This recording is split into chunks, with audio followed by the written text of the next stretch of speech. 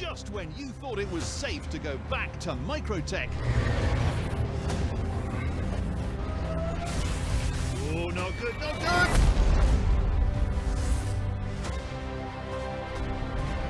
Here we go!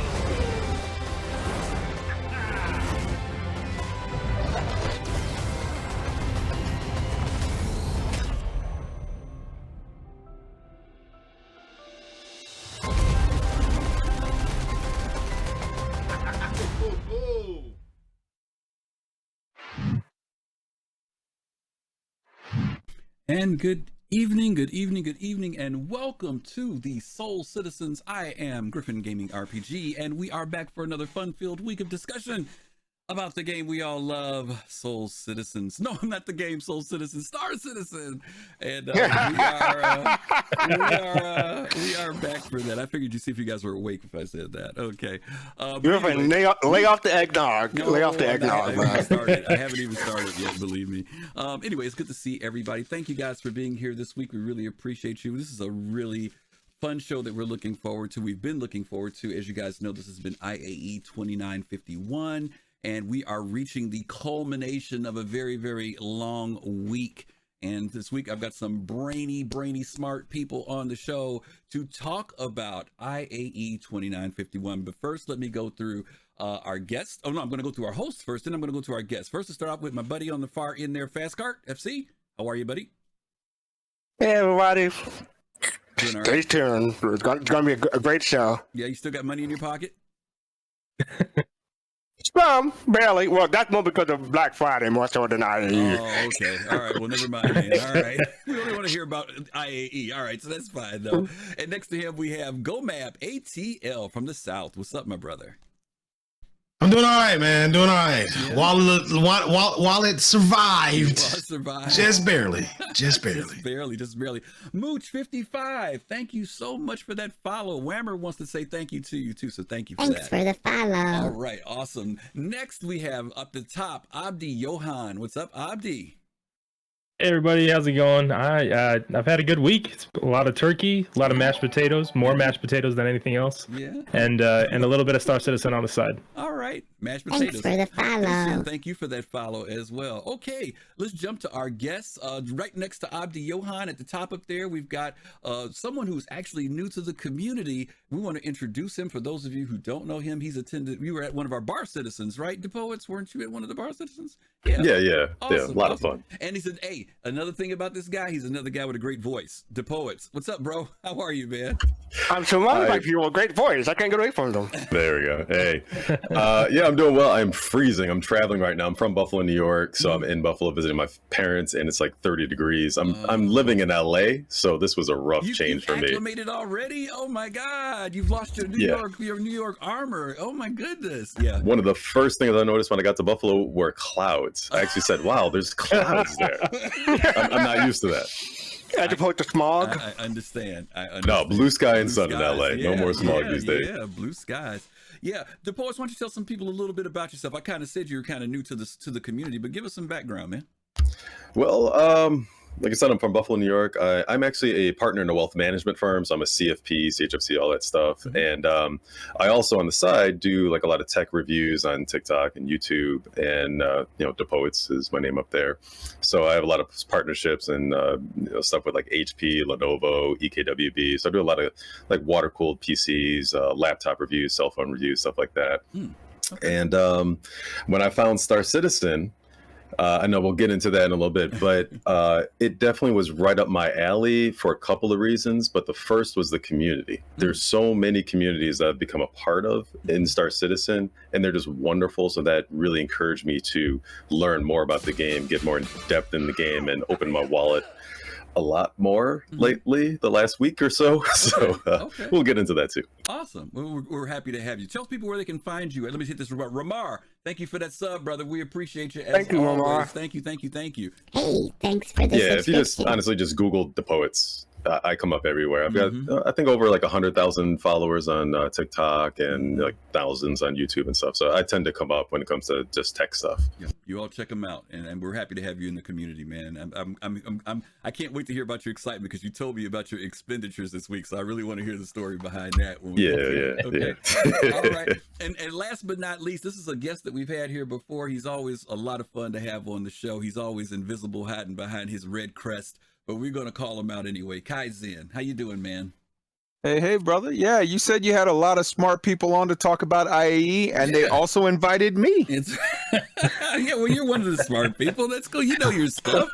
You know your stuff. Hey, listen, everybody on my team is smart. Everybody, but you guys, I know that I'm excited for two reasons. One, because Kai comes from a background of very heavily playing both Elite Dangerous and Star Citizen, and DaPoets because he's kind of getting introduced to this whole thing. So to hear where his frame of mind is as someone who's kind of new into this thing with us old veterans is going to bring a whole new spice to the conversation tonight. I do have about 1,300 hours in ED though.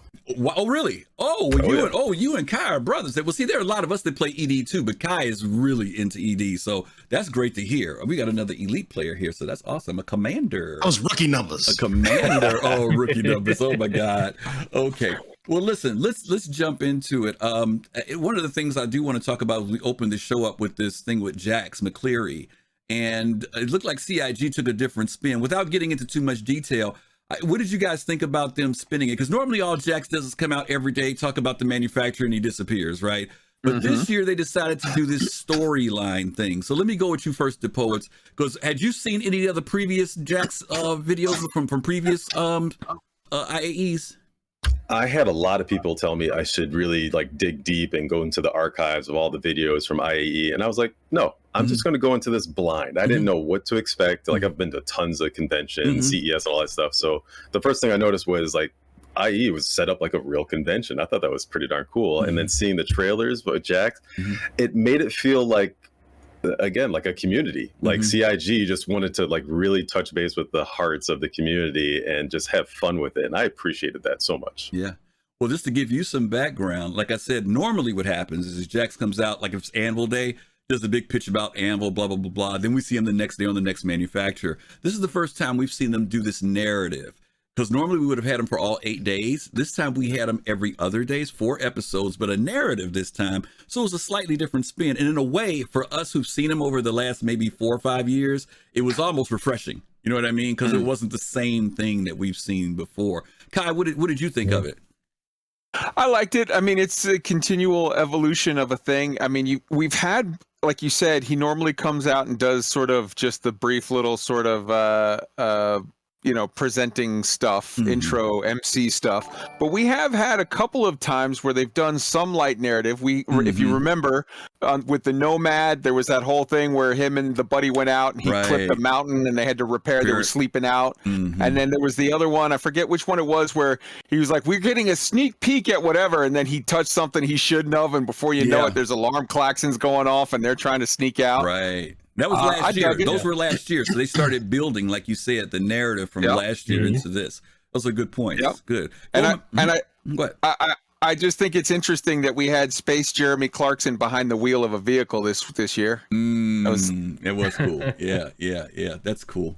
Gomab, give me your thoughts. I thought it was cool. When they did the first one, I was kind of like, oh, where are you going with this? And then I saw how they all kind of unfolded and really told a story. It was really creative. With all the great machinima that's out there right now, they really had to step their game up, and they came to play. So I liked it. Okay. Nice. Okay. FC? I'm not going to try to give you any spoilers or anything, but you know that last episode almost brought a tear to my eye. I was like, oh, okay, I didn't know that. So that was cool. Yeah, I enjoyed this year Jack McCleary stuff. Yeah, I mean, I've always enjoyed them, but this one was special. I liked it. Okay. Shadowed Fox, thank you for the follow. And Loftus, hey Loftus, I see you out there. Thank you as well for stopping in and following. Abdi, you last, man. What did you think about the whole Jax thing this year? I loved it. I come from like a narrative and film background, so anything to do with tying a story together is very interesting to me. and I'm not sure if we said this, but the whole show is kind of a Top Gear reference. And not everyone gets that. I'm not a car guy. I never watched it. I've watched like YouTube clips and stuff like that, but never watched like a full episode. And but what I loved about this year is not just that it was a narrative, but that it was an overarching narrative that goes from one episode to the other. You had reason to want to watch the next one that was more than just a new ship. Which to me was super cool and a good way of promoting engagement, especially after last year's lack of a sitcom and just with COVID and everything like that happening. This is kind of just like a nice little cherry on top to the whole us seeing the game progress. Yeah. So okay, loved it. Very cool. All right, well, let's jump into our first manufacturer. We're doing these as they came during the week, starting off on the very first day, which was with Anvil Aerospace. The Spartan. And by the way, let me explain this to everybody. We are not going to cover all the ships. What we are going to cover is anything that came out that was new. And we're going to talk about things that were holograms, because usually if it's a hologram, that means that they're working on it or thinking about working on it. So we're going to just cover those. So a lot of the ships are already familiar to you guys in the community, but we're going to kind of pick it up from there. Mad Style, thank you for that Prime sub. Appreciate you as always. Okay, Innovated Manifold, thank you for the follow.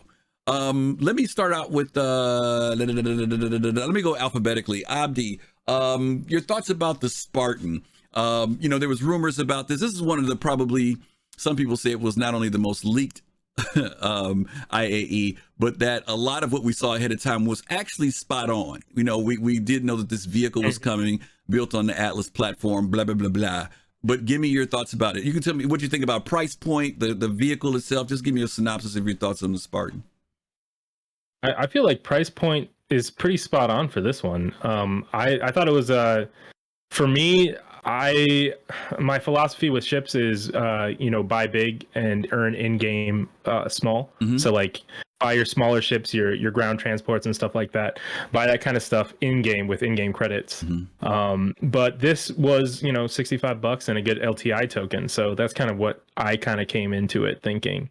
So I'll leave the rest for other people to say so we can move on. Okay. DaPoets, how about you?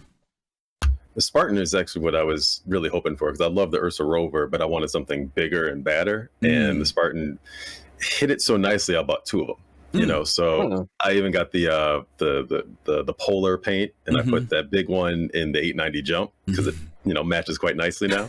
And the other one I'm going to just like shove in a C2 every now and then when we're going to do some like ground stuff, like bunker missions or something like that. And it just feels. It feels solid. I like the way it drives. I don't know they're going to be improving upon like ground vehicle driving experience and all this stuff, but like the Cyclone like slides around and the tanks are a little weird, but the Spartan, I just like the way it feels. It feels like I'm actually doing something, and it moves fast and in a straight line too. So I think it was a great price point, great experience. Love the skins, and a round of applause. That's awesome. By the way, 1920 SX, thank you for the follow. Listen, if DaPoets doesn't know this, but those of you who watch the show every week know this, how I am about origin ships and luxury and how we don't blaspheme them by putting stuff in it. But he gets points because he matched the paint. So he's cool with me. He is cool with me. He took enough sense to say, you know what, it needs to at least match the white glossy paint job of the 890. So DaPoets, right on, man. All right, okay. And my crew, when they came down the steps and saw it in the hangar, they're like, "Ooh, that's nice. It's white." You earn yourself more appearance on Solar Citizens. So congratulations. Listen, in the commercial, the people in the back were the execs drinking champagne. So hey, as far as I'm concerned, it works. Okay. All right, FC. Let's hear it. And then throwing up later. Okay, we're gonna get into that. We're gonna get into that part. All right, FC, give me your thoughts on it. It's a nice LTI token for people who needed to get it and buy it. I currently don't have any ground vehicles. I'm surprised to say. So I didn't get it. I'm not really into the Anvil aesthetic, so it didn't really appeal to me. But for people who wanted it and loved it, cool. Okay, Gomab, let me throw a different question to you, and you can answer that question as well, though. I'm noticing this term keeps coming about LTI tokens, right? And I remember back in the day when an LTI token was something that cost $40, $30, but it's been creeping up. We're at 65. When the Nomad come, people still call it the Nomad at $80 on the LTI token. Is it 70? 70. So are we saying anything less than 100 falls into that category? You think just in general when we talk about an LTI, because we know people are going to probably move up from whatever is under the $100 price point? Yeah. I mean, it feels bad, right? That you go out and buy like a C2 for $400 with 6-month insurance, right? I don't know about anybody else, but if I look at my my hangar in the CCU game or something, I hate seeing anything less than 120 months of insurance on it. I know it doesn't matter right now, but if it's less than that, then I'm probably gonna melt it and figure out a way to buy it back with the higher levels of insurance on it. So yeah, using those ships as LTI tokens, especially lower level ones that you can upgrade into a lot more expensive ships down the road. There's a lot more ships more expensive than $100 than there are under $100. Yeah. So good point. And what do you think about Spartan? Can I just say? Oh wait, go ahead, sorry. Can I just say there are ways for you to get 10 years insurance. That's almost LTI. That's 120 months. LTI. Yeah, but I'm getting ready to talk on that. I'm gonna talk on that as soon as GoMab gets through. GoMab, because I think some people may not know that's what they could do right now. GoMab, what about the Spartan? Any thoughts on that? The Spartan. All right. So the poet said something really cool. I really like the Ursa Rover, right? And I like the Ursa Rover because it has 2 seats in the front. Right. I think me personally, I would love to see a larger Ursa Rover. I like the fact that the Ursa Rover fits in the Carrack. It sucks if the Spartan fit in the Carrack, I may have bought one, but since it doesn't fit in the Carrack, I have no use for it. But if I were to go for a ship, a ground vehicle that was larger, I would like to see a larger Ursa Rover. I know everybody's gonna be like, well, that's almost the same thing, but no. That second seat could have been used as a remote turret for that gun on the top, as opposed to like trying to drive a land vehicle and fire a turret, a gun at something. You're not hitting anything ever. Like that's unless you're standing still. And at that point in time, you're a sitting duck. So I'm like, this is kind of pointless. So no, I didn't buy it. Okay. I take that back. I've done CCU chains where I've probably purchased that ship or an upgrade to it at least 4 or 5 times this IAE, but I don't. Okay, gotcha. Okay, Kai, how about you? Oh, let me talk about the thing right now. For those of you who don't know, because GoMap mentioned a point about people who may have some older ships that are 3 years, 6-year insurance, 5-year insurance, whatever. The cool thing about IAE, and mind you don't do this with stuff that you've CCU'd unless you know what you're doing. You can melt whatever you have. If you have something with a 3-year insurance or whatever, you can melt it, get the credit, and then go right back and buy it at the IAE with the 10-year insurance. So if you're trying to upgrade your insurance levels to 10-year, if you've got those earlier things that are 3 years, 6-month insurance, whatever, you're going to credit it. You're going to get the exact same price. Now, be careful if there's been a price increase. If there's been a price increase on the ship, then of course it's not going to happen. But if the price is still the same, melt and then just go back and rebuy it again, and you'll get 10 years of insurance. Go ahead, FC. What are you going to say? And if you have trouble getting a new ship, make sure just try to log out and log back in. Because some people may have trouble if you try to use RSI credit when you just melted something. So just log out and log back in, and hopefully you'll be okay. And he's telling the truth, because he helped me with that, because I had that problem, and that's what he told me to do, and it worked. Okay, Kai, let me jump to you on the Spartan. Any thoughts? Cool little vehicle. I'm both a Lopez and a Marine, so I ain't really messing around with that insurance or worried about it that bad. If a situation comes up where I need one, I'll just kill somebody and take theirs. Okay, fair enough. Fair enough. That statement. Okay, fair enough. All right, so the Spartan, as we always know, CIG puts out something that is like the very low price point, like that token item. And then they also have something that usually is up at the very top, like the Odyssey that they did this year. And we're going to get to that one later. Okay, let's jump from Anvil, and then we're going to go to RSI. There were correct me if I'm wrong, guys, if I zoned out. There were no new ships from RSI, but there were holo presentations there. And 2 of them are 2 ships that have been, one was very controversial, and another one has been long time coming, and that's the Perseus and the Polaris. Let me hit you guys. Well, you know what? I'm sitting here and didn't even do I had all my cool graphics and stuff set up and didn't do anything. Why did I put all this hard work in and then don't show stuff? Kind of crazy. Anyway, let's talk a little bit about this. So we're moving from RSI, Chris Roberts, quote unquote, famous company of RSI. Let's go to the Perseus first. Let's start with DaPoets this time. DaPoets, give me some thoughts about the Perseus. Are you familiar with it? Have you got one? Are you thinking about one? Could care less? Anything you want to share about that one? Well, when I saw it, I bought it.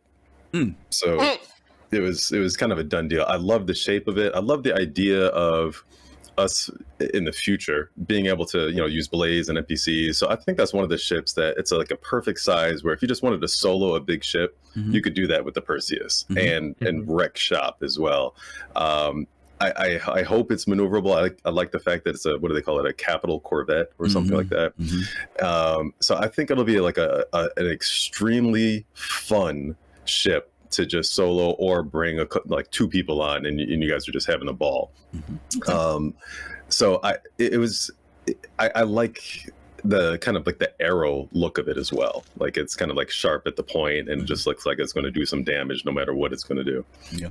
I actually hope that when they made that front part was reinforced so that you could like just crash through ships and split them in half. And they're like, nah, you can't do that. So I was like, oh, it looked like it, but okay.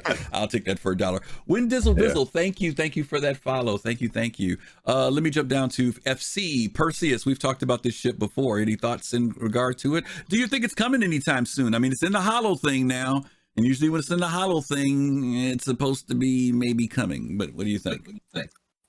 About the Perseus, I could care less, but it would be really, really hard. No, I'm messing with you. The Perseus isn't my style of gameplay, so I don't really have too much of an interest in it. I think it's really cool. Uber Nerd. Hang on, we got Uber Nerd with the raid. All the nerds are coming over. Uber Nerd, thank you. As always, thank you so much. Hope you had an awesome stream tonight. Looks like you're cutting off kind of early tonight too, but thank you for sending the raid over. And to all the nerds, welcome to the Soul Citizens. We are doing a review. It is a holiday weekend. It is. Yep. We're doing our review of IAE 2951, and we've got our guest, DaPoets and Kai Zen, with our regular sit-in crew tonight. So welcome. You guys hang out with us if you like what you're hearing. So go ahead, FC. You're saying it's not really your gameplay, but it's not really my gameplay, but I want to say that for the first hour, I would keep track of how much money CIG make for the first hour of every day during IAE. And RSI was in the middle of the pack with 249K. Anvil was just below RSI with 211K. So it did okay. It did okay, but not the worst and not the best. Okay. Oh my God, TV Liquid. Oh geez, Pete. Hey. Thank you, TV Liquid. Wow. Thank you for the raid as well. We hope you had an awesome stream tonight. And thank you. And to all the folks and fans from TV Liquid, thank you guys for coming over and hanging out with us on Soul Citizens. We're doing our review of IAE 2951 with our special guests, DaPoets and Kai Zen. So thank you all for the follow. Dizzy42 and Synchronous9 and Magicool. Thank you all for the follow. And TV and Uber, again, thank both of you guys for the raids. We appreciate you. Oh, wow. MT Stunner, thanks for the 100 bits too. Thank you. GomabATL, Perseus, any thoughts about it? Yeah. Okay. All right. So I kind of put it in the same boat as I put the Redeemer. Okay. I love the Redeemer. It's amazing. It's fun to be with the crew in a Redeemer and just tearing up the verse. It's amazing. Anybody that I would be in a Redeemer with already owns a Redeemer. Okay. So there's no need for me to own one. Okay. So same thing with a Perseus. Yes, everyone, go buy them. It's an amazing ship. Look forward to flying in it. Okay. I look forward to being in it with you. Yeah. All right, no, that's cool. I mean, so basically, I'll be swinging by and be like, "Gomab, you want to ride? Come on through." No. Gomab, you want to work? Get it right. Hey, look, I'll put in work. Either that, or I could jump in one of my fighters, man, and I'll fly your escort. I'll fly your wing. Okay. Or I can do medical rescue when you crash. Oh, there you go. There you go. One good turn deserves another. All right. Let's jump up to Abdi. Abdi, Perseus. Literally, I was gonna say something almost exactly the same, but I'm the kind of guy where like I like to have one big ship, and for me right now that's the Carrack. We'll talk about whether it's the Carrack still or not later. Go mad with the point, but. I mean, I was the thing that's similar to what Gomab was saying is that this is something that I would use in an org, like for an org event. Okay.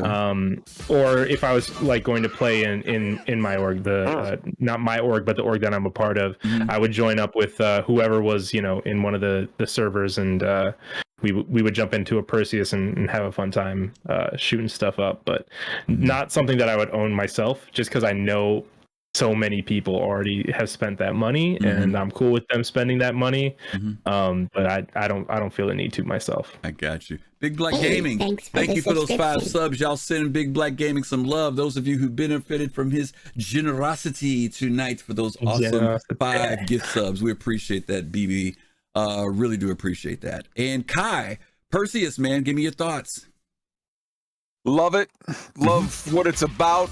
Not my thing, but I'm super glad for it to be there. I think for a lot of stuff, it's a situation of like everyone has their style and they have what they want to fly, but the galaxy as a whole is just so much the richer for the vast sort of tapestry of choices. Well put. Those $5 words you got going on over there, man. I like what you got going on. Okay, fair enough. Tapestry. Okay, now bro, I'm just talking off the dome. I got pulled into an invasion in New World. Oh so my God.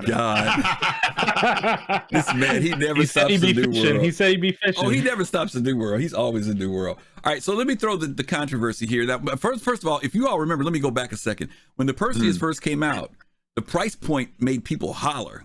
A lot of people were like, whoa, this ship is way too much for its cost. And I guess my question is, do you think that was because of the relationship that it has with the Polaris? Was it too close to the Polaris? What was the price point when it came out? Was it 600? Does anybody remember what it was? I think it was 600 war bond, 675 standard. Yeah. Something like that. Yeah, and the Perseus was running at 7, I think, if I'm remembering when it first came out. 675. And so I guess it's 675. Thank you, Passio. So let's talk about this Polaris. This Polaris, people have been waiting on this for a long time. I think this was introduced in 2016 or 17. There were some things about it that we know, like, for example, I think it uses size 12 torpedoes, size 10 or 12. I can't remember which one, which aren't in the game yet, but I remember them showing us not too long ago a sneak peek of showing us a size 12 torpedo. It's got the hangar bay in it, and people have been really kind of looking for this ship to be the ship that they would use to escort ships like the Idris, so on and so forth. Let me go to GoMap this time. Any thoughts about the Polaris? Is this ship is it becoming like the Redeemer? You know what I mean? Where people are just waiting on it? Or do you think it's maybe there are 8 unannounced ships on the list right now? I think under US. I don't remember how many are under EU. Is this a possibility of a ship that we might see pretty soon, especially with this whole idea of next year with server meshing and maybe pyro? What do you think? Yours. Yeah. So there, and it's when server meshing hits and these different systems open up that I believe we're going to see quite a few really big ships get dropped. Because right now Stanton isn't big enough for a lot of these ships to make sense. Stanton isn't big enough right now for the Banu Merchantman. I'm sorry, Fastcart. It's just not big enough for that type of ship right now. Or the Polaris, or even a Perseus for that matter, right? What are you going to hunt with that thing, right? So yes, I do think you'll see 2 or 3 drop around the same patch or soon thereafter when server meshing and pyro or Nix get into the system, into the game. Okay. So Kai, bouncing to you on this one. The Polaris, you know a little bit of the history on this. What's the deal with this Polaris? I'm excited for it. If anybody's read the Blackjack McCleary or whatever, the Dauntless series, where they have the big battleships, but those ones they're considered like less prestigious. The prestigious ones, people want to be on the like heavy cruisers. And when I see stuff like the Polaris and the Perseus, it's like those are the ones with the big teeth. Those are the ones that get in there and scrap. And I think was it Gomab that was just saying about the you need more systems for it. I think when you see bigger systems, when you see stuff like how what's it with the pirate one? What's the I'm blanking right now. Kraken. The pirate system, Pyros. When Pyro comes out, and then there's that other one that's like 10 times bigger than Pyro or whatever.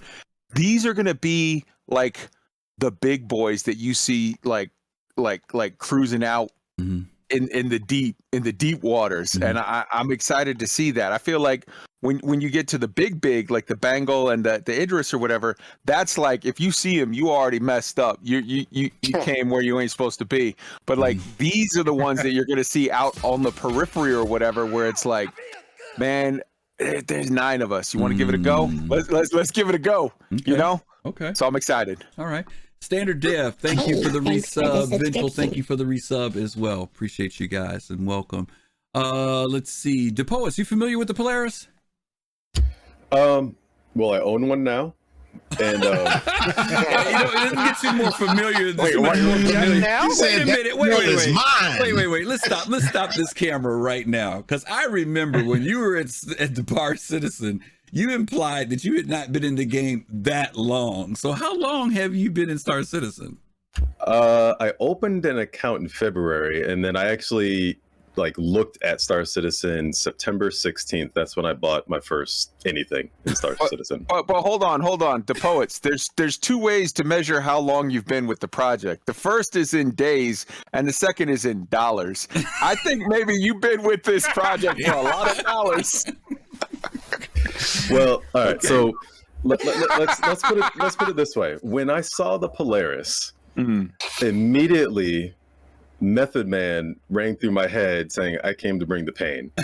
And with those large torpedoes, being able to carry a decent sized fighter, that hangar bay, the armament, I was just like, wow, this thing is not only able to be in the rear with the gear, but also up front and give some punishment.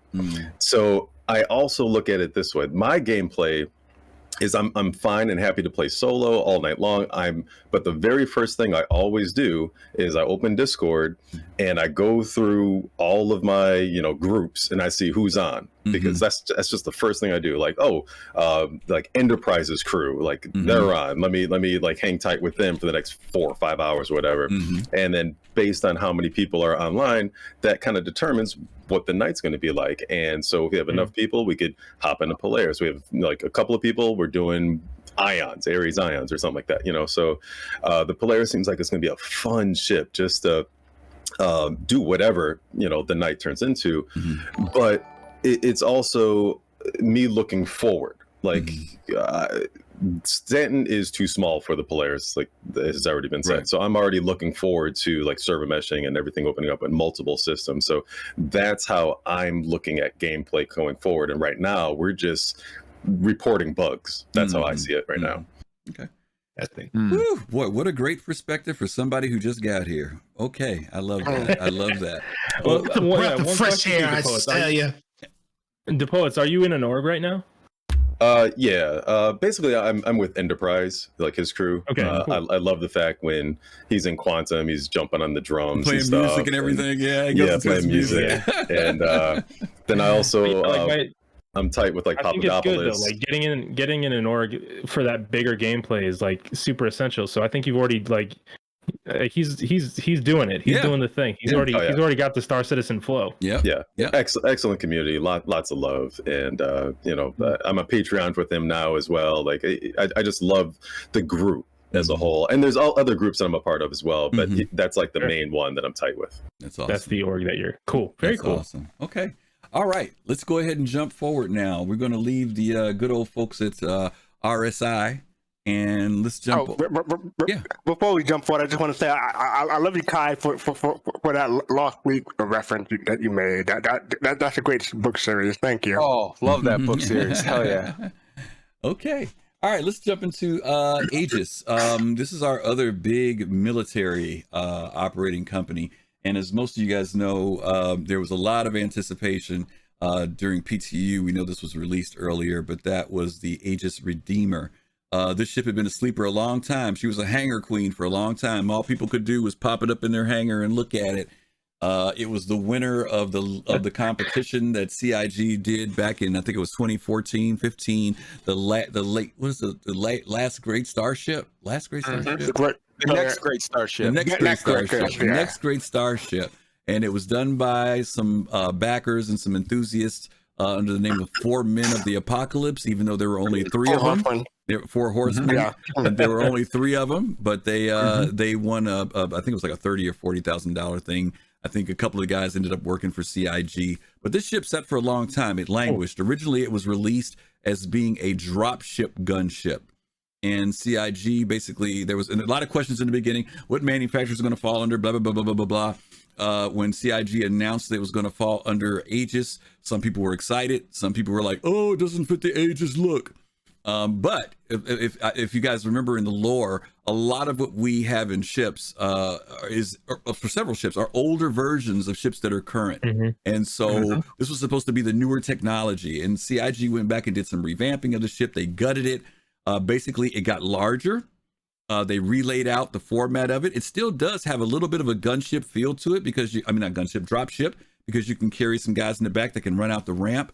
But its real strength is in the gunship aspects of it. So let me go to Kai this time first up. Kai, do you have one? Have you flown one? Have you been in one? Are you just looking at one? Do you care less about one? Let us know. Oh my God, Trip. Oh man, all of our friends are hitting us like crazy tonight. Thank you, Trip Rodriguez. Trip, thank you. All of those folks who love watching Trip in his flying cockpit. The man who flies all over the place. Trip, thank you so much for that raid, and welcome everybody. We are talking about IAE 2951. We're doing our review, and we have special guests, DaPoet and Kai Zen with us. Jiza, thank you for that follow. Oakman, thank you for that follow. And Ms. No Maniac, thank you for that follow. Cosmic Sock Squatch, what a name. Thank you for that as well, for that follow. Strife Warden, thank you for that follow. And Zezugma, I hope I didn't slaughter your name. Thank you as well for the follow. Kai, talk to me about this Redeemer, man. Oh, love the Redeemer. Love the community engagement and the fact that, this came from that contest, that the community was a part of it. We've seen this sort of go for a while on like, what are they going to do with this? And it's changed this way and that way and morphed this way and that way. And it's still got the hair straightener. And I dig it. Now they have said that in the future, there's going to be a module thing that you can swap out with it. So you can still use it as a dropship, but it is like mainly a heavy gunship. And when you think about it in the future, when you swap out that module, you're going to have the ability to do hot drops with like heavy support, kind of Blackhawk style, where you're coming in hot with the drop, but you're also lighting stuff up, or if you're doing a quick extract. It's good stuff. I love it. It is. Blue Hunter, thank you too for that follow. There's Whammer saying thank you. Okay. I'm going to change up these questions a little bit. Let me go to GomabATL. A lot of people jumped into this ship and started flying it around, and they were basically making this like the Hammerhead killer, right? I mean, I heard Hammerheads and Redeemers were going at it left and right. Did you have an opportunity to take one of these Redeemers out? And if so, what was your experience, even if it was just flying it? 2 words: murder boat. Okay. Now, is that in its current state or once it's in the upgraded state? Because I'm curious as to how it is stock. I mean, stock, it kills everything. Okay. Upgrade it with ballistics are great. Whatever. Throw them in the trash. Put laser cannons on it. It kills everything without having to go back to rearm. So it's a good ship. If you've got friends, it is probably the best 2 to 4 multi-crew, right? If you got that 2 to 4 people, There's no ship that's going to be 2 people, probably a Buccaneer, not a Buccaneer, but what's the Hurricane. And 3 or more, definitely 3 to 6 Redeemer, then you got the Hammerhead after that. But it definitely packs a wallop, and it's fun, right? Those turrets, having those big old guns on those turrets and a ship that size is just really fun. Me personally, I don't like to fly it. It turns like a stick in the mud. So it's not it doesn't fit my flight style. Cause you know me, you've flown with me. I like to I turn and burn. So right. It's kind of like, all right, I'm going that way eventually. Yeah. Oh, you want to go that way? Give me a minute. Bring your vomit bag when you fly with Gomab. No, just have a seat. Just make sure you're sitting down. And bring the bag. Trust me, and bring the bag. I will get you there quickly and safely. That's all I promise. That's true. So it's a Lincoln Continental with a lot of guns on it. A lot of guns. Yeah, I mean, with the really soft back end suspension, man, it's bouncing. No, it's a it's a gunboat. Trip Rodriguez said, for me to fly the Redeemer, it would have to have really dark tinted glass and no transponder. That's how he'd prefer to fly that ship. Abdi, what about you? Did you fly a Redeemer? Do you own a Redeemer? Have you been in a Redeemer? I haven't flown in a Redeemer, and I don't own one. But there's just from what we've seen in ISCs and just from what we've heard, there's a lot of people that have a lot of feelings about it. Really, for me, all I know is that I just don't want to come up against it, and not be prepared. That's it. It sounds like the kind of ship where you can really, get a lot done in it with some friends, and for me, that it earns respect for that. So I'll give it that respect. Okay. DaPoets, I'm gonna jump to you. It's a little slight spin on the question because you mentioned earlier that you were an elite player, and believe me, I'm not throwing shade at elite when I say this, but I am asking about how do you feel about being able to step into these ships, because you mentioned about the fact that you had that flexibility of maybe in the future, if you use your Perseus, that maybe you could use blades to assist you. But then you also talked about the Polaris, where you'd be able to invite people in. Gomab related to the fact that, this ship, if you've got 3 to 5 people, man, this thing is a killer. How does it feel for you, that multiplayer aspect when it comes to these ships in game? First and foremost, I will 100% of the time always have friends in the seats rather than blades and NPCs. That's always second tier. That's not even a question. Now, me and the Redeemer, that's a bit of a story, because when I started hearing about everybody saying, oh man, the Redeemer's OP, this thing is just like the ship to get, it's like the meme ship now, basically, because it's just wreck and shop and everything, it made me kind of mad and disappointed in CIG, because I'm like, okay, all the ships have had a lot of diversity, and now they have this one ship that's just killing everything. Like I was kind of upset, and I was hoping that they really wouldn't go that route. And so I started to kind of dive in a bit more, and I found out that it has a spot that'll fit in my javelin. And so I was like, wait a minute, there might be something to this. Let me just dive in a little bit deeper. So I decided to just go ahead and buy it, and I flew it. And I'm like, okay, this actually feels like it's got substance. And more importantly, when I actually, let me back up. I actually landed on the ground and tried out each and every gun by myself. And I'm like, wow, this would actually be a lot of fun with my crew, right? And that's what won me over on it. And it's not the fact that it's just a powerful ship. It's just the experience you'll have with your friends in this ship is going to make a wonderful night, of just wreck and shop and everything. And, it's got such a huge ammo count. You don't have to really worry about ammo too much in the stock settings, it seems like. So overall, it's I get it, but there's also more powerful ships coming down the line that are basically going to 2, 3, 4 shot the Redeemer as well. So there is going to be that balance. But right now, the Redeemer may be OP, but it's just, we're still in the alpha. There's going to be more stuff coming down the line. So how many of them did you buy?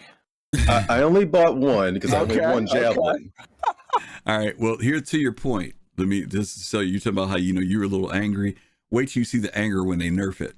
You'll really see. No, not you. I'm just saying we've had this, it happens, right? The ship comes out, That's it's the the greatest thing community, next to sliced bread, and then the balancing comes, right? Or the toning back. We already heard it with the Ares, the Ions, and the Infernos, right? It already started, and if you've been around long enough, eventually it all evens out, right? But there's this period of, they nerfed it up, or it's OP, blah, blah, blah, blah. But I think, to your point, that dynamic of team gameplay, because here's the other side of it. I don't care how powerful it is. If your folks can't shoot worth a lick, it doesn't mean anything either, right? You got to have people who can coordinate, a good pilot that can coordinate. And as you mentioned earlier, there's always a bigger fish. Always going to be a bigger fish. But I mean, paper, scissors. These guys are crafty. They didn't get to $500 million raised by being dumb. The new stuff always comes out a little strong, and you get to, hey man, you put out cash, have some fun with it for a few months, and then it'll get balanced, and then there'll be a new thing that'll be super strong, and you'll dip into your wallet for another $500. It is what it is. You're going to be having a great night in the Redeemer, and then suddenly you blow up, and you're like, what was that? Oh, that was a size 12 torpedo that just hit us. Right. Or a Perseus, right? It's the rock, paper, scissors of this is not that far off, right? It's not. You look, me and two good pilots and Ions is going to make that, make those 3 pilots in that Redeemer regret taking off in Port Olisar. You know what I'm saying? Yeah. It's there's no, it's not OP. Right. It's perfectly balanced for what it does. How many shots from how many broadsides, like dead on, you think that thing can take from an Ion? Somebody's done a video. But it does. It's not like it's not a snipe type situation. But it is. The Ion puts out enough damage, and if you got decent pilots that can, avoid the Redeemer shots long enough to lay down, a good 20 seconds of sustained damage, it's not going to survive. So 3 players in a Redeemer versus 3 players in the Ion. Those Ions are going to win. Okay. But that's also $660 worth of ships versus $250 worth of ship. Yeah. So I mean, it's going to be rock, paper, scissors regardless. Yeah. But it's going to be a fun battle. Oh yeah. Yeah. CIG wins. Everybody wins. But just to the overall statement though, and I completely respect it and get it. He's right. But to the overall statement that DaPoet made, this is the Star Citizen shuffle. Everything in 6 months. Last 6 months it was like, Talon OP, and then it was like Gladius OP, and then but the wheel keeps turning round and round, and it'll every dog gets its day. It's just enjoy the ride, man. Exactly. FC, what were you going to say? I don't think we brought up yet, but the Redeemer increased in price. It used to be $250, then it went to now it's $325 when you buy the credit. But I think with Warbond it's $275. So it did go up quite a bit compared to the other ships this IAE. Yeah. There were by the way, Aegis had the second biggest day for opening hour. 600K. What was there? 600K? Opening hour? Wow. Okay. In the first hour, yeah. FC, if you can, when we get to the end of the show, can you give us what the total is from when we talked about it before, when you get time? Okay. All right. Let's move on here because our time is skating away from us. And again, thank you guys for being here with us tonight and hanging out. We're definitely digging what you guys are seeing in the chat. I see some good stuff in there. I saw what you said, Trip, about the Talon. Let's go to Apoa. Now, Apoa has a ship that has been sitting around for a little while too, from the alien manufacturer, the Santokyai. And there are a lot of people who bought that because it's supposed to be a medium fighter, and it's a step up from the Car-2-Wall. Do any of you all own one? Do any of you all care about one? Do you hate alien ships? Are you interested in it? Let me go with Abdi this time around. I love the design of alien ships. I just it's that alien tax that you have to pay for them that always kind of keeps me from pressing that buy button. Okay. But it's one of those things where like working towards it in game at some point would definitely be something I do.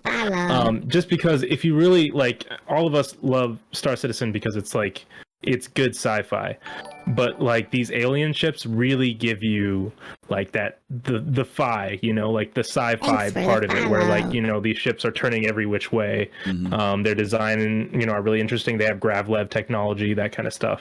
I love the design. I just can't bring myself to buy it quite yet. Okay. The Poets, how about you? Yeah, basically the same thing. I appreciate the fact that they're there and it's cool, but it's just not my style right now with the most of the alien ships. There's one main alien ship that I definitely own, but this one just didn't hit it for me. You guys, With merchantmen. these guys are just humans. That's all. You guys are just humans.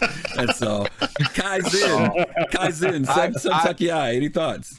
I gotta say, man, I'm the exact opposite of the whole rest of the panel so far on this.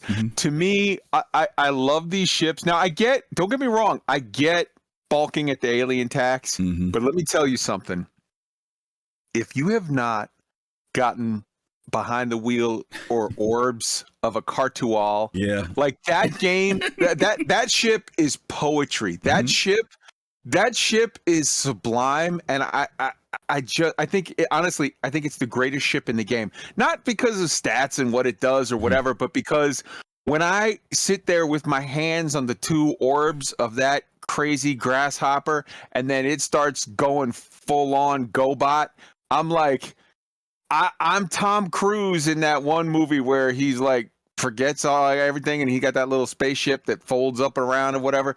That ship. Oh, and the Sunteki Eye is basically just the Big Brother version of that. So like, I have a special place in my heart for both of those two ships. I can't the Raylan attack and the Prowler and this one and that one. Okay, whatever. But the Cartual and the Sunteki Eye are love, and the Talon for me is just oof. Some of them they're poetry, man. They're poetry. Hey, don't rag on the Raylan. That was the closest I ever got to buying just because of its. Well, we can talk about it later, but it's all good. It's all good. But that one's a bus. I'm talking about a Ferrari. Yeah. Well, listen. All I gotta say is I'm glad that Kai said orbs and not another word that he had his hands on. So I appreciate that. That's all I'm gonna say. I wonder what word. So I'm thank you, Kai. I appreciate that. Gomab, any thoughts about the Sunteki Eye?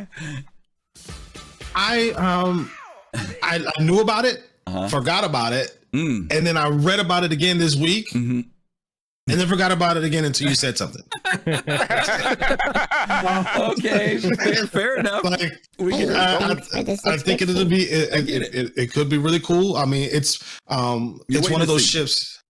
Yeah, I'm waiting to see. It's supposedly a full acceleration and on all 6 axes, right? It's supposed to be one of the most agile ships in the game, which can be weird or it could be like game-breakingly awesome. But usually on those alien ships, there's a drawback, like a fragility or lower firepower or something there that kind of balances that agility with it as well. So I'm I understand holding off on it. Okay. Yo, see, Gomab's like, poetry is nice, but I'm about that cheddar. That's true. Okay, and FC, what about you on Sunteki Eye? The Sunteki Eye, I only have 2 alien ships, and Sunteki Eye is not one of them. I think it looks nice, but it's not my thing. Thank you, man. I'll take a Matt Style. Put in Matt Style, dude. Thank you, Matt Style, for five subs. Thank you. Y'all send Matt Style some love if he graced you with some gift subs tonight. I definitely want to buy a ship that I don't have trouble pronouncing. So that's a downer for me. I'm curious about Matt Styles' 1911. That 1911 could be something special. I'm a little curious about that. Yeah. Both of them wrong. Either one you go with. Matt Style, he has been hanging with us for a long time, and he's a big supporter of us. We always appreciate when we see him here hanging out with us. Okay, Sunteki Eye. And by the way, Kai, I agree with you. I picked up the Cartual and read some stuff on it. I saw a guy who had this really cool thing for tricking it out, and he brought those gimbals up to fixed 4s. That thing is a killer. It is a killer. People, and I agree with Gomab. You got to be careful with it. You got to stay elusive, but it's a scout. It's fast. It's maneuverable. If you guys haven't flown it, take advantage of it while you can, while they're letting them rent them right now. Just try it out. Okay, let's move on. Boy, oh boy, I don't even know if I want to even mention this ship because all we're going to do is make Fastcart pass out. But the Banu Merchantman. I'm going to jump to GomabATL on this one first. This is another ship that's been out for a long time, GomabATL. I think it was, what year was it presented, Fastcart? 2014 or 15? 2013. 13, okay. The image that you're seeing on it right now is all we've had were images like this, real early concepts, and it's only been just recently. In fact, if you guys look, if you're a subscriber and you go to the vault, they've got some images now, not just white box images, but they've got some images of what the styling, the paint job looks like on it. It's like a bronze gold. It is amazing if you haven't seen it. It's really cool. It looks beautiful. GomabATL, any thoughts on this ship, the Merchantman? We know it's finally coming. We heard a big deal about it not too long ago, and during CitizenCon. Any thoughts on this one? Yeah, I snagged a CCU for it for the loan. Mm-hmm. So I'm not, I'm gonna hold on to it. Okay. When it releases, Mm-hmm.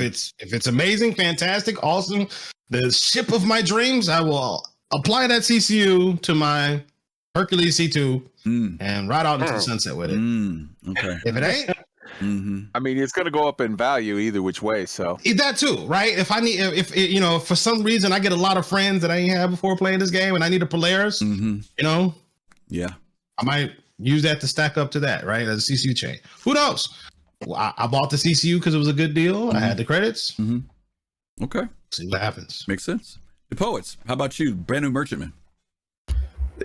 Yeah, I own that. So this, Shocker. so when it came to the Banu Merchantman, this was kind of like my ideal end game ship for me personally, because I'm an investment advisor. I love to buy low, sell high. That's who I am. I bought my first stock when I was 16 years old.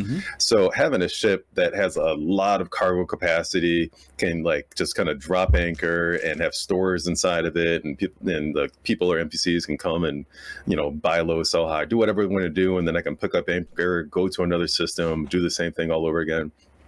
I was just like, okay, that's it. And then I saw the guns this thing has too. I was like, okay, it can protect itself and it has a decent sized hangar. That's the end game ship. But then they came out with all that artwork and everything showing the inside of it. My mind was blown. I was like, okay, this is not only like function, but this is like art, flying art. And then seeing all the white models that actually have like the moving parts and stuff, and it just seems like they are putting a lot of time into this to make it a beautiful ship. Okay. Abdi. Yeah, this ship gets a little bit closer to like the kind of gameplay that I love to do, which is more industry and cargo trading, mining, all that kind of stuff. So this has more functionality than just the fighting. The fighting is great, but then again, I kind of have this policy where if it's so big that I would need an org to be able to pilot it and run it and everything like that, then I might as well just let the org have it, and if they need a hand on it, I'm happy to come aboard and help out. So You can call I don't him have out. this. Yeah, sure, I'm happy to help if you want. You know me. So yeah, beautiful ship, and I think this is going to be the kind of ship that you can really create some gameplay around. And we've talked about role players and stuff like that. I think you're going to have that going too. I feel like you'll find a lot of life around these ships, and that feels exciting to me. I'm really curious to know when we'll actually get it. Is it on the roadmap? What is it on the roadmap for? It's on for next year. It's on the roadmap, but Next I was year? talking to Jay, but he said they only put stuff on the roadmap for 1 year. So it started the roadmap in June of 2021. So it goes to the roadmap to June of 2022. But it could probably take about 18 months. That's how long the plan took. Yeah. So I feel like this might get delayed or whatever, but when it does, I'm curious to see where it'll be. Like, is this a pyro ship? I don't see how it. I mean, it can defend itself, but I'm really curious to see how it's going to be used. Yeah, the lore on this ship for the Banu is interesting lore about the Merchantman. I mean, we've talked about this in previous shows, but the Merchantman is a ship that's passed down from generation to generation by its owners. It's also, as you guys know, it's originally they marketed it as like a traveling bazaar kind of thing, but we found out more about it since then. But one of the other things about the history, and those of you who've been around for a long time, you'll remember this ship has changed from being it was a corvette at one point, it was a blockade runner at one point, it was a capital ship at one point, but this ship for the Banu, whenever they would be in a situation where they would have to go to battle, this became their battleship. It would they'd bring them in and they would fight. Hence why it has as you mentioned, DaPoets, serious guns on it. And the Defender, as you guys know, was always tied to it to have some type of relationship, whether it's, the fact that it's there, hence the name Defender, it's there to protect the ship. It's not intended to get into, any scraps, I guess, but to have those ships there to assist it in case something does come up. But it can defend itself, and it's well defended. Kai, let me jump to you with this next question about this. At CitizenCon, we got the curtain, the veil lifted, and as the poet said, we got to see not these hand-drawn drawings and renderings anymore, but we got to see what this thing is going to look like from an engineering room that's 3 stories high to a sanctuary, the hangar area. Do you think that breathed extra life into this? I know people who owned it were happy to see it, but do you think it maybe sparked some things in other people that maybe weren't even thinking about this? Not only did it breathe extra life into it, and not only was it sort of good choice for the company to do to kind of, because there's a lot of people that have been waiting for a hot minute on that, holding on that Defender or Merchantman, and we're looking for something. Oh, maybe we'll get this. Maybe we'll. There was even speculation, and I was like, no way, guys, you're smoking something. But there was speculation of like, maybe they're going to announce, they're going to drop that one at IAE. And I was like, dude, that's still a ways out. But it was very savvy. It was very well done. It made a lot of people very, very happy. It sparked imagination in a lot of people because the Banu Merchantman isn't a ship. It's a ship, and it's like a whole game loop. And it's multiple things to multiple people. And I think it sent a lot of good signals and a lot of good vibes. Me personally, the idea of owning a flying shopping mall is my own version of hell. Like, I don't want to do retail, bro, but I'll be more than happy to rob yours. So I'm super excited. I love it. And yeah, it's all good. It's all love. Okay. FC, I'm going to save this last question for you because you've kind of followed the history of this ship. This has been the ship you were waiting on for a long time. This ship started out at a price point of $250. Back in 2013, we didn't have metrics for ships. We had no idea about what the physical size of ships would be, right? It wasn't until 2016, maybe 17, that they really started locking down metrics and design layouts for the different manufacturers and races, right? This ship has moved from 250, to I think 350 to 5, and now it's what, 575 now? 550. Where do you see this thing going? Because people who own ships like the Privateer, right, which was marketed as, the trade version of the Kraken, they're like, well, man, we paid $1,700 to $2,000, and this Banu Merchantman is $250, and there's this big gap, right? But then we knew that the Banu Merchantman was going to grow because of metrics, the time that it was designed, and it is growing. It's gotten into a pretty decent sized ship. Where do you think this thing is going to land by the time it's ready to fly?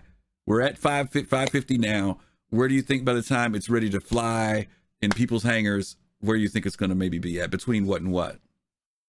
I was surprised that it only went to 550 this year, because I was expecting it to go 600 easily, and what I'm expecting now is it'll increase 550 every 6 months. So next time we have Invictus, it'll be 600, and next time we have IAE in 2022, it'll be 650 or maybe 700 then. I would not be surprised if it landed on 1,000. North. By the time this is all said and done, I would not be surprised. Okay. Anybody else got any numbers in their head other than they're close to 1,000? Look at Gomab shaking like, yeah, that's right. Grow for me. Come on. And would you say the poets buy low, sell high? Let's do it. That's my general recommendation. Yeah. Okay. All right. I honestly think it even goes well beyond that. I think it goes north of $1,000. I think it goes. People are gonna say I'm crazy right now, but watch. Mhm. I think it goes up to 1,100 to 1,300. I think it's gonna be. Because you just got to look at all that it's done, and as they kept getting it beefier and beefier, and it just went up from the 4 shops to 8 shops. Like this thing is no joke, man. Yeah. All right, it'll be interesting to see where she lands. Okay, our next manufacturer during the Alien Day was Asperia, but Asperia didn't have anything this year. It was just their ships that they currently have, so we're going to skip them and go to one of the newer manufacturers, and that's Gatak. And this ship here had some controversy in the news, which I'll talk about in a little bit. But does anybody own the Gatak, Raylan? Do any of you guys own that one? And if so, why did you buy it? Nobody. Damn, I came this close. I've got one. Okay, I've got one. I got one because it's cool. It is cool. The tech in this thing, cool. Forget the cargo Cool stuff. hell. The tech in this thing is unbelievably cool. I thought that the whole Xi'an technology, this is like even though a lot of ships reference Xi'an technology, this one demonstrated it. And this is actually the ship that made me open a third account, which some of you all know I have an alien account, which has nothing but alien ships in it. But this ship is the one that pushed me into that. I was pushed into getting that third account. But I am looking forward to the ship. It is a cargo ship, and many of you all know that already. It's supposed to have some special features in it, particularly with its shielding, where it's able to protect its cargo. And it's big. It's a lot bigger than it looks. If you ever get a chance to go on Fleet View and break one out, you'll see that this thing is a very, very large ship. So, okay, I won't stay on the Gatak. It's a pretty purple color. I like that, and that's all I'll say about it. Less cargo than a C2, I believe, right? Right. And and I know not every ship's supposed to do everything, but there's no ramp to be able to drive anything up into it. So. Well, that's because the Xi'an don't drive stuff into stuff. See, that's that human stuff you're talking about driving some stuff, man. That's human. Darn bipodal mammals. The GomabATL. It's a GoBot with a freaking floating maglev escalator. There you like, go. Come on, man. That's there cool. you go. It's cool. It is cool. It is cool. Look, man, I'm about money. He's about The practical. thing for me is that I won a M2 back in August from Yacht Club. So the Yacht Club, the M2 carried more than the Raylan. So if it wasn't for that, I may have some interest in this one. But we're getting to it later. But I melted my CCUs from the Defender to Raylan. So I probably won't be getting the Raylan, but I'll be happy to check out yours, Griffin, when it comes out. Well, listen, the Raylan, You're gonna need somebody to run the turrets because there's no pilot control guns on it either. Listen, Han Solo, you the one that always want to fly out there by yourself. It don't bother me to get a few people. All right, now that ship holds 320, so it is underneath, like you said, the C2, but it holds a good amount of cargo in it. And I'm looking forward to seeing it. Like I said, I am looking forward to seeing what this whole Xi'an tech thing is. Okay, let's move on to the next one here. Another popular. This manufacturer has just blown up over the last few years, coming from the MSR, and then people just falling in love with the Hercules series of ships, and which opened up a whole new door of us being able to transport vehicles finally, where we didn't have to just spawn them on moons, but now we can move our vehicles, and for some people, ships. Some people put their MPUVs inside of them. And now we've had fighters introduced by Crusader, both the Ares and the Ares Ion and Ares Inferno. So let's go ahead and talk about those a little bit. Inferno, let me jump to Abdi first on this one, on the Inferno. Any thoughts on these ships? Just the Ares series or the Inferno in particular? A lot of people have a lot of opinions about this one as well. Really, I think that they bring a good variety to the fighter class. Like when you need to go out with a group of people and have one ship do very specific things. But from what I've seen, though, this ship can tackle a lot more than just one thing, more than just taking down a big ship. It can take down all sorts of things. So right now, it's looking really good. And I remember there was a conversation a while ago, Gomab, where you were like thinking that they were saying it might be a little like slower to fly or something like that. That was the rumor that they were going to make it the flight characteristics terrible in order to balance it out against smaller, more agile fighters. But it doesn't seem like they did that. It seems like they didn't. I'm happy they maneuverable. Yeah, I love it. That's fantastic. Yeah. The Ares is fantastic. We'll talk. I was doing some low flying with people the other day, and someone brought an Ares, and it was keeping up and doing all sorts of fun stuff. So, I think that they knocked it out with this one. I'm really curious to see where it goes in the future, if it gets changed in some way, but I think it's in a pretty good spot right now. For the follow. So much for rumors. Yeah.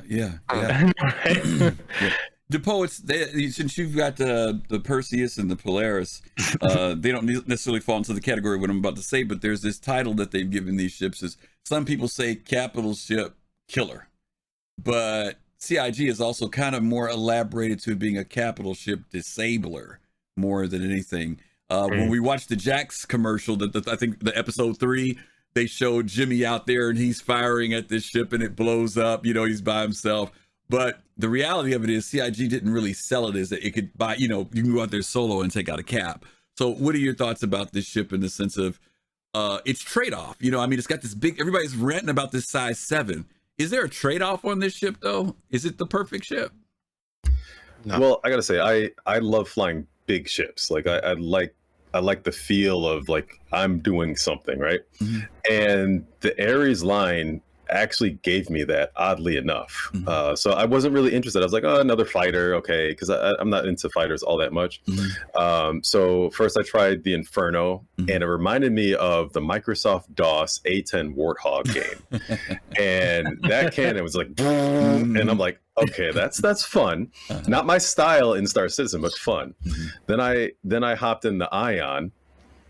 Then I hopped out of the Ion, bought it, hopped back into the Ion, because it was so perfect for me. Just having that big cannon that just went boom, and then things exploding after like 1 or 2 taps. And then a friend of mine and I, he was in a Hammerhead with 1 gunner. I was in the Ion, and we just destroyed the Idris. Like it didn't stand a chance. And then earlier today, I was in the Ion, and a friend of mine was in a Mustang.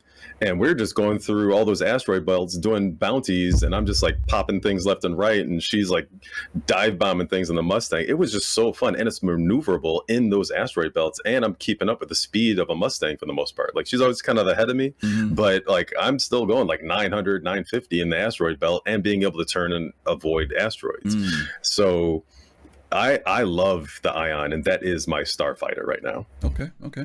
GomabATL, they did do some tweaking to this ship, right? The Ares series, they sped up the velocity. They did some things like that, but they didn't mess with the flight mechanic as much, and that was the thing. Well, they did. Had. I mean, but not as much as when they first. Oh no, they didn't nerf it to the ground like what we were afraid they were going to do. So I was going to ask you, how do you feel about that now from the tweaks that they have done to the ship from when it first came out in PTU?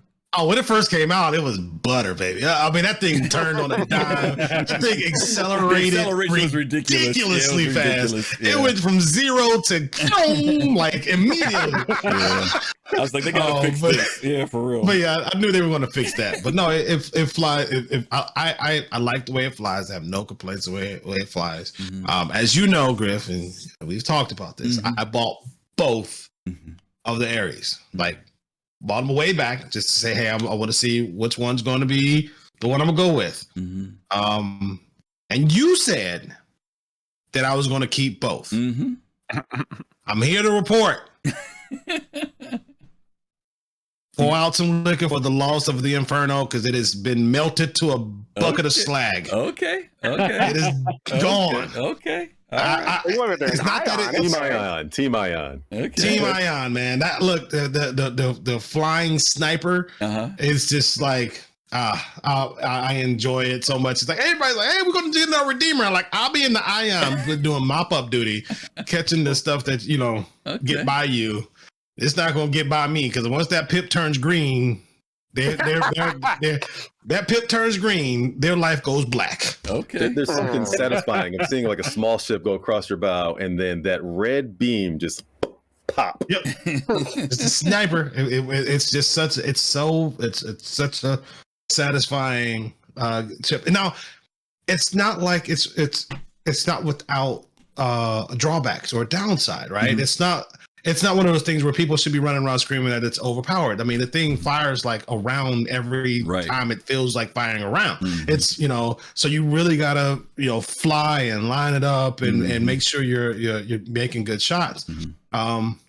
And if you get with you're going to get so fast, like an M50 or something like that, it's going to be quite frustrating because those things will be zooming around everywhere, and it's going to be really hard to land shots on them. But it is just a really, really fun ship to fly right now, solo. Kai, let me ask you this: when it comes down to the Ion, and I'm gonna jump to both because we were talking both about the Ion and the Inferno. So let me swap them up here a little bit. One's ballistic, one's energy, right? Mm-hmm. What's going to make the ballistic people stick with this ship? Because the ballistics are pretty deadly on this, but the limitation of ballistics is a factor for a lot of players. What is it going to be that's going to say the people who aren't going to go with something like the Ion, but they're going to go with the Inferno because they feel that is actually the better gameplay? Is that the person who, because of their flight ability, maybe can fly in tighter, they feel more confident about landing? Because I think for a lot of people that is the case, but people don't mess with ballistics because sometimes they don't feel completely confident, or they're just concerned about running out of ammo even if they are confident. What's going to keep that ship in some people's hands and in their hangars? I think people are overlooking the major thing here. The headline on this story is it's horses for courses. Mm-hmm. Ion pilots are PvE players. They're looking to go out there and grind this, that, and the other. Inferno pilots are PvP. They don't give a shit that they run out of ammo after they kill you because they already killed you. And now they're heading back to base for bragging rights, reload, and the next sucker. It's horses for courses. I bought an Ion. I love that ship. I can't wait till I get the Inferno paint job on it because let's be honest, the Inferno had the better paint job. But the Ion is the ship for me because I'm looking for PvE with that ship. When I'm looking to do PvP, I'm going to be in something else. Okay. FC. This is one of the few ships I bought during the IAE this year. And I just want to say, the poets were talking. I didn't want to talk over him, but I'll just say the poets like big ships and he cannot lie. And I'm not going to imitate the sound that the Inferno makes, but I just want to say for the Ion, when it goes boom, boom, boom. Boom, boom, boom. That at least for me. I'm just making GomabATL face palm all over the place. I love it. But yeah, I'm Team Ion because Kai hit the nail on the head. I'm PvE player. I took it out in Arena Commander. And I also tried to take the MSR out. We have to go get to that. I took the MSR out in the Arena Commander, but for some reason it gave me the Ares and the Ares Inferno instead. So I did hold down the trigger button on the Ares and I can on the Inferno, and I can see why people like it. Yep, it is satisfying, but I'm going to keep the eye on. The spread is just too much on the Inferno, I think. They should tweak that, but I understand why they do it. The spread doesn't matter as much when you're fighting against bigger ships. The spread only matters when you're fighting against smaller ships. Ion don't got no spread. It just pokes you in the eye. On point, right? On point. Okay. All right, cool. All right, let's go to another ship of great interest, controversy, and it's been sitting around for a long time. And that is the Crusader Genesis Starliner. I was in a chat not too long ago, and the Starliner came up, and somebody said this ship was a waste of space.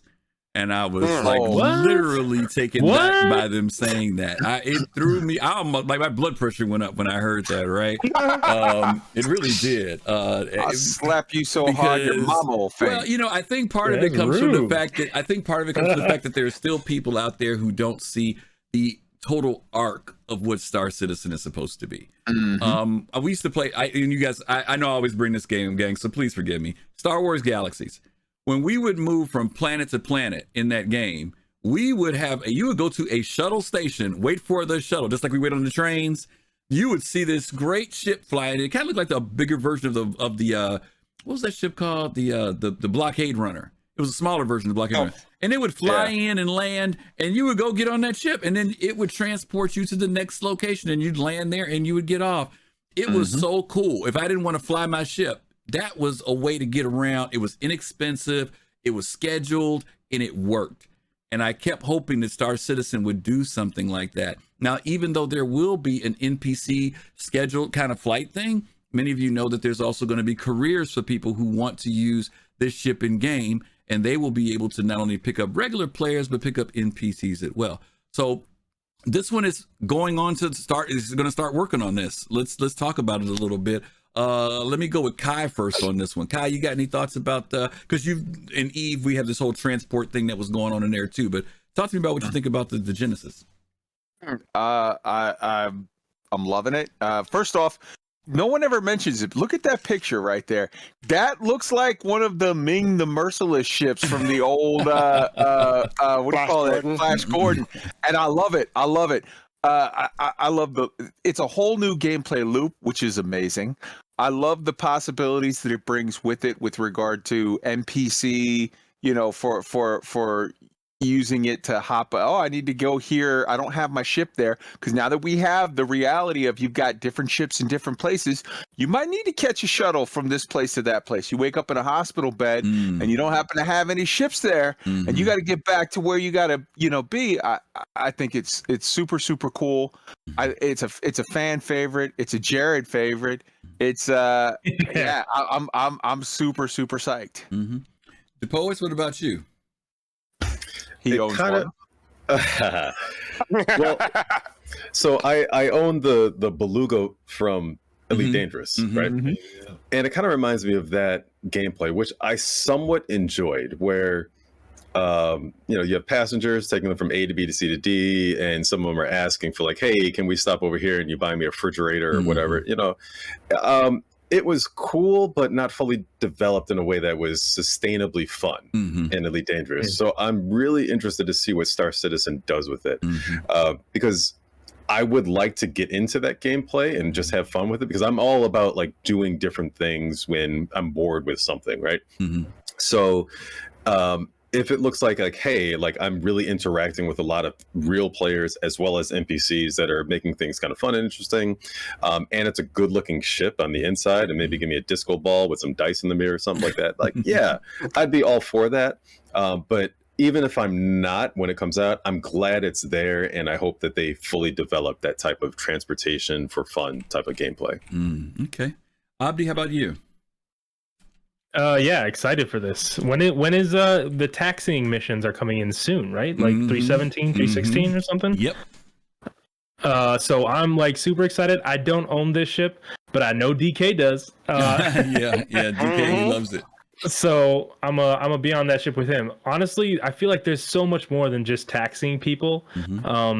Like there's all sorts of, like, imagine all the pirates in the system, they're gonna love, like, trying to disable this ship, trying to board it, which means that you'll have people that you'll want to hire for security, both outside the ship and inside the ship. I want to be a star marshal. That sounds dope as hell. So like this ship is going to bring kind of like the Banu Merchantman. I just feel like there's going to be a lot of life around it, not just inside it.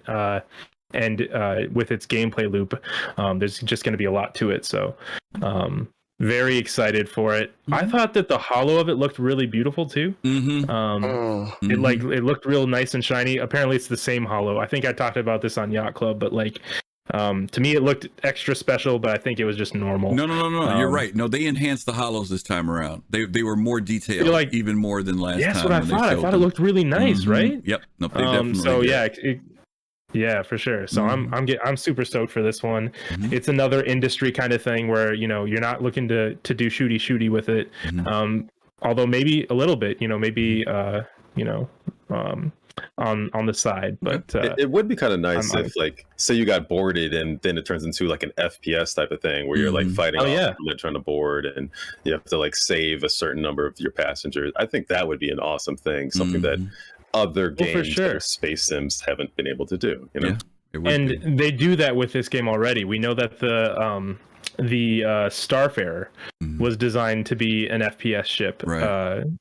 That it has like the hallway that it does, like the weird meandering hallways and corridors and ladders and all that, because they have that in mind. And you can, if you look at the layout of the Starliner, that's also there's sight lines and levels and all sorts of that. So I think that you could definitely see that kind of thing happening with the klaxons and the red lights going, and you got people hunkering down. It's gonna be dope. I'm excited. Yeah, I see somebody like Aram Soul saying like future 890 jump style missions. That's one of my favorite missions to do in game right now. Yeah. And so if they do that for like almost any ship, even like the MSR has like all those like the secret corridors and stuff. I mean, that's for if you get boarded. If I am looking at that correctly, like I want more of that to come in the game as soon as possible. Absolutely. Yo, I like the idea of the FPS about the Genesis Starliner, but how many people are going to go to jail because they shoot a passenger by accident? It's like That's trigger discipline. that might- you gotta do that now. But that could be a factor, though, Fastcart. Believe it or not, they could make that just like right now. If you shoot a friend or something, they could easily make that a factor in the game where you got to check your shots before you fire. And that would bring it even more challenging. Let me say some shout outs to some people.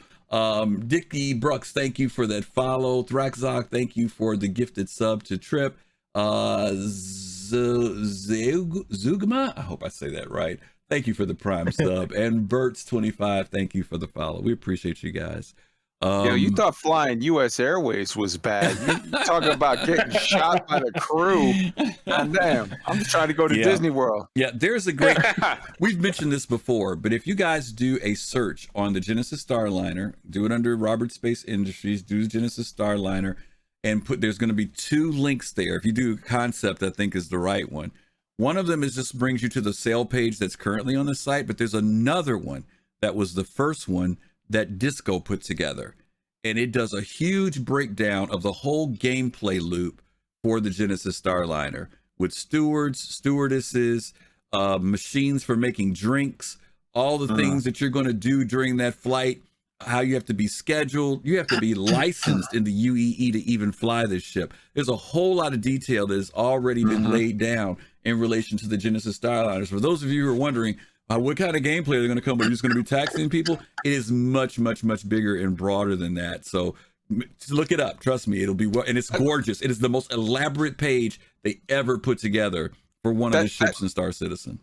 That's the one that had the concept art at the top of it was like a Rolls Royce had just pulled right up to the gate, and there was like a chick in like a ball gown and a dude in a tuxedo walking up, and they had like champagne glasses and they were about to walk up and board. It's got tickets, it's got the tickets for the different destinations and distant systems. It is really, really cool. So check out that site. If somebody, I don't know if Admiral, if you got time to look it up, or Fastcart, put it in chat for folks so they can find it. Otherwise, I'll do it when we get to this next ship anyway. Okay. Now, do you think the price is going to go up on this Starliner? Oh yeah, let me go to you, man. I'm sorry, I didn't mean I forgot all about you in Fastcart. Yeah, give me your thoughts about that, about pricing, because right now it's running what, 400? I think it is. Yeah, it's running 400. 400. It's the same as the C2. So yep. And so by the way, this ship is supposed to be. They haven't. They in the lore, it's modular. There's a militarized version of this, a civilian version of it. There's a couple different transports. There's some that are made for like executive flight. There's a bunch of different ones that they have for this ship. Do we think it'll go up? It's been at 400 for a while. I think it well, definitely when it goes hangar ready. We know everything goes up when it's hangar ready. That's for sure. Yeah, it could go up to 5. I could see it going up to 5. Yeah, I can see going up. And actually, I think this is one of those types of ships where you could either do. Jade put it in chat, guys. Check that link out there. Jade Star Watcher just put in. Yeah, you could either you could do this solo, and you could just be that commercial pilot going taking folks from point A to point B, or it could be interesting multiplayer, right? Or where you got a couple friends that are actually doing roles on the ship. So I'm with taxi missions coming, I think in 317 or 316. Which one was it? 317. 317. Yeah, 317. 317. Yeah. I would, and the fact that there's so many people, like even within CIG, who is like, this is our favorite ship, Jarrett. I think there's a lot of pressure to get this one out, right? So I think we may see this one even sooner than we think, huh? Sooner than we think. Yeah. Okay, that's a very good point. Very good point. I mean, because to be honest, you know, the design language is there. You know, Crusaders' design language is they've done a good job of keeping consistent on that. It's one of those ships where they know what it's going to look like, and I guess they imagine just have to work out the interior. So, and if I'm not mistaken, isn't it in one of the boxes, white or gray box, or it's been in and out of it? It's been out of it for a while. Yeah, it's been white box for the longest time, like years, literally. They've had variations, and they did several episodes on it, in fact. But to your point, when you go down to the Holo Viewer at the convention, it has they have modified it. They've sleeked it up a little bit more than this image right here, because it was kind of chubby and fat here, but they've streamlined it a little bit. But it is, like you said, it is pretty close to what it's been. So I think that they're going to stay pretty close to what the design language is. I think it's close. I think it's a worthy investment if you've got like if you got a ship that's that you can CCU to it, that's not too much. You know, my rule of thumb for grab and hold CCUs are, if I can get a CCU to a ship for less than $100, right? From a ship that I like, but you know, I wouldn't mind replacing with it, and I'll just hold the CCU. And if it's something that I want to swap to, I will. If not, I'll melt that CCU and use that credit for something else. Okay. FC, I'm looking at the. Sorry. Go ahead. This is your thoughts. I'm looking at the ship matrix right now, and it updated at least 6 days ago. It says in production, waiting for resources to start modeling. So that was updated 6 days ago. Okay. Good news. All right, let's move on past the good old Sega. Sega Genesis. Ain't that a trip? Sega I'm really out of it. I'm Sega Genesis. That's terrible. The Sega Genesis. Okay, let's move on past the Genesis Starliner, and let's go to our next manufacturer. And this was kind of a mixture in with Crusader. They did the same thing when he did the commercial, but this is going to be for Tumbrel. Tumbrel. Everybody's familiar with the Tumbrel vehicles, but Tumbrel does have a different vehicle that has been actually out for over a couple of years now that they've been talking about introducing into the game, and that is the Ranger series of bikes. Now let's talk about this. Let me jump to Fastcart first on this one. I know that you own one of these, right? Don't you own a Ranger? I remember you saying you own a Ranger. I had them, but I melted almost everything under $90. So it's in my buyback. But okay. I did get this when it first concept. Okay, so my question becomes, you know, and I keep hearing people raise these different questions up, right? CIG has talked about roads, and then there are people who will make these comments about, well, you got ships. No, you got ships. Why are you gonna ride or drive somewhere? Why do you need a Spartan? If you got ships to fly anywhere? What do you think are some reasons to have quote unquote motorcycles, ground motorcycles? We've already got the levitating ones, but why these ground ones? Have you got any thoughts or any ideas about that? And if not, I'll pass it on. I'm just curious. What do you think CIG might be thinking about with this ground vehicle thing with bikes? Some people just like to have. Some people find it fun to drive vehicles. Like I play Forza or Need for Speed, so I love driving around a vehicle, and doing so in the Star Citizen. It's a cherry on the top because it's a future sci-fi universe, and I'll be able to drive around in a vehicle on it. So that sounds like heaven to me. So I love the idea. Okay. Hell yeah. Gomab, what about you? Bikes. Wheels, ground. I don't own any of them. Again, that'd be something if I need it, I'll buy it in game. But Citizen Seavar, brought up a good point in chat. High gravity environments, right? Where gravlev, it may be the power requirements may be a little bit too high to keep it floating. But 75% of the reason why anything is in this game right now is rule of cool. Yes. It just looks cool to have a futuristic motorbike, and I'd buy one in game. Okay. There are 3 versions of this bike, by the way. I think there's a touring, there's a racing one, and then there's one that's got like extra strong weapons on it or something in the front of it. If I'm remembering correctly, combat. Yeah. Kai, let me jump to you on that. You interested in having one of these? Hell yes, I got you. I got you right now. Here's the deal. My man Gomab is 100% correct. It's rule of cool. Do you remember that dog shit movie from the 80s, Delta Force, where Chuck Norris is riding on a motorcycle with the goddamn rocket launchers on the handlebars? That's what I'm seeing on that picture. I'll take 5. Let's go, baby. Let's go. Oh my god, I haven't seen that movie in so long. Wait. I can tell you right now, Chris Roberts was thinking of. Look at that picture up there and tell me Chris Roberts wasn't thinking that. I can't see him on. I cannot see him on. I agree. Let's go, boys. Some Road Warrior, anything. I get that. DaPoets, what about you? You thinking about these bikes? I think with any future sci-fi movie ever, there's always some type of motorcycle. You know, Tron had motorcycles. You know, everything always has motorcycles. So you have to have motorcycles in Star Citizen. Now, its use, for me, it's like, hey, if I want to be stealthy and I don't want to get shot out of the air, I'm going to land kind of far away and then drive a vehicle toward my destination. Motorcycles are one way of doing it, obviously. Spartan's another. It all depends on the situation. I did like, I think it was that trailer where they showed a bit of pyro gameplay where I guess they were driving away in the motorcycle, right? And like putting something in the cargo part of it. I'd see its use. Definitely rule of cool, but you need motorcycles, and I probably would want to race in it, like a formal like motorcycle race as well. Okay. Oh, can I just bring up, how can people bring up a great point?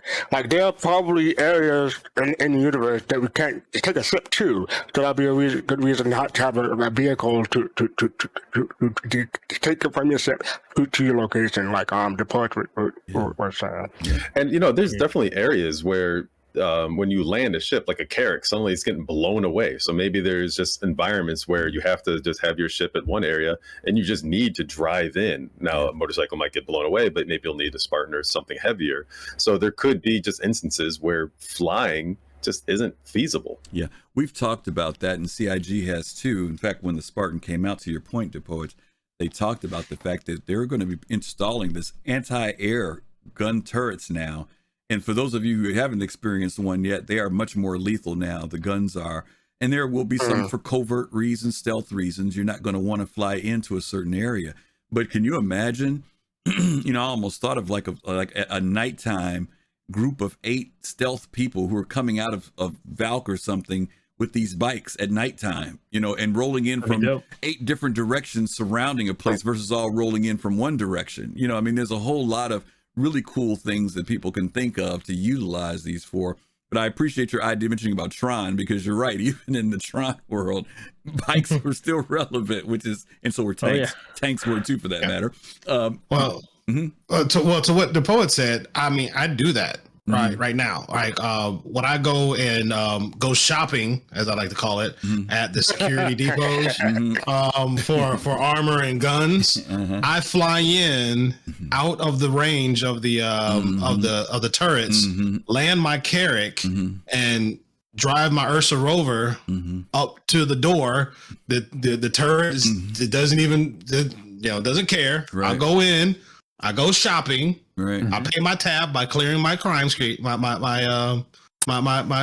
crime stat. Right. And then I use the tractor beam on my multi-tool to drop all the bodies, my groceries, onto the Ursa Rover, where I then loot it onto the ship. This brother's a straight body snatcher. He walks out with 20 bodies and stuff on his ships and whatnot. More than 20. Ridiculous. He looks like some kind of serial killer or something like that. He is a serial killer.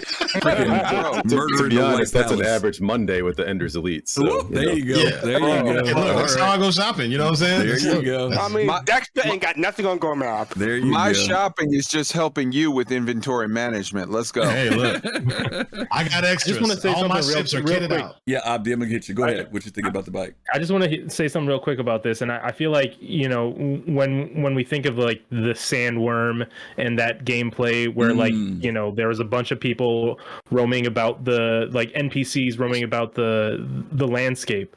Like that's what I imagine. I feel like we're going to get a lot more NPCs once planetary nav meshing is finished and you have NPCs rolling around. You're going to have a lot more to do on the planet rather than just flying, going somewhere high, landing, and doing something at a base. You're going to have NPCs that you might need to find, and they might be using these types of transports too. And I think that'd be totally fine. I think that sounds actually kind of cool to see, like a roving gang, of bikers or, people on other ships or something like that. Agreed. Okay. All right, let's move right along here to our next manufacturer. Never have to introduce this one as far as I'm concerned, obviously. But oh Lord, here we go. All right. Origin. As we all know, Origin did introduce a new ship, a ship that was long anticipated, lied to us about, and still came out. The Origin 400. The Origin 400. Let's talk about that a little bit. The Origin 400 obviously was released prior to the IAE. Most of us, if you haven't owned one, you've flown on one or ridden on one.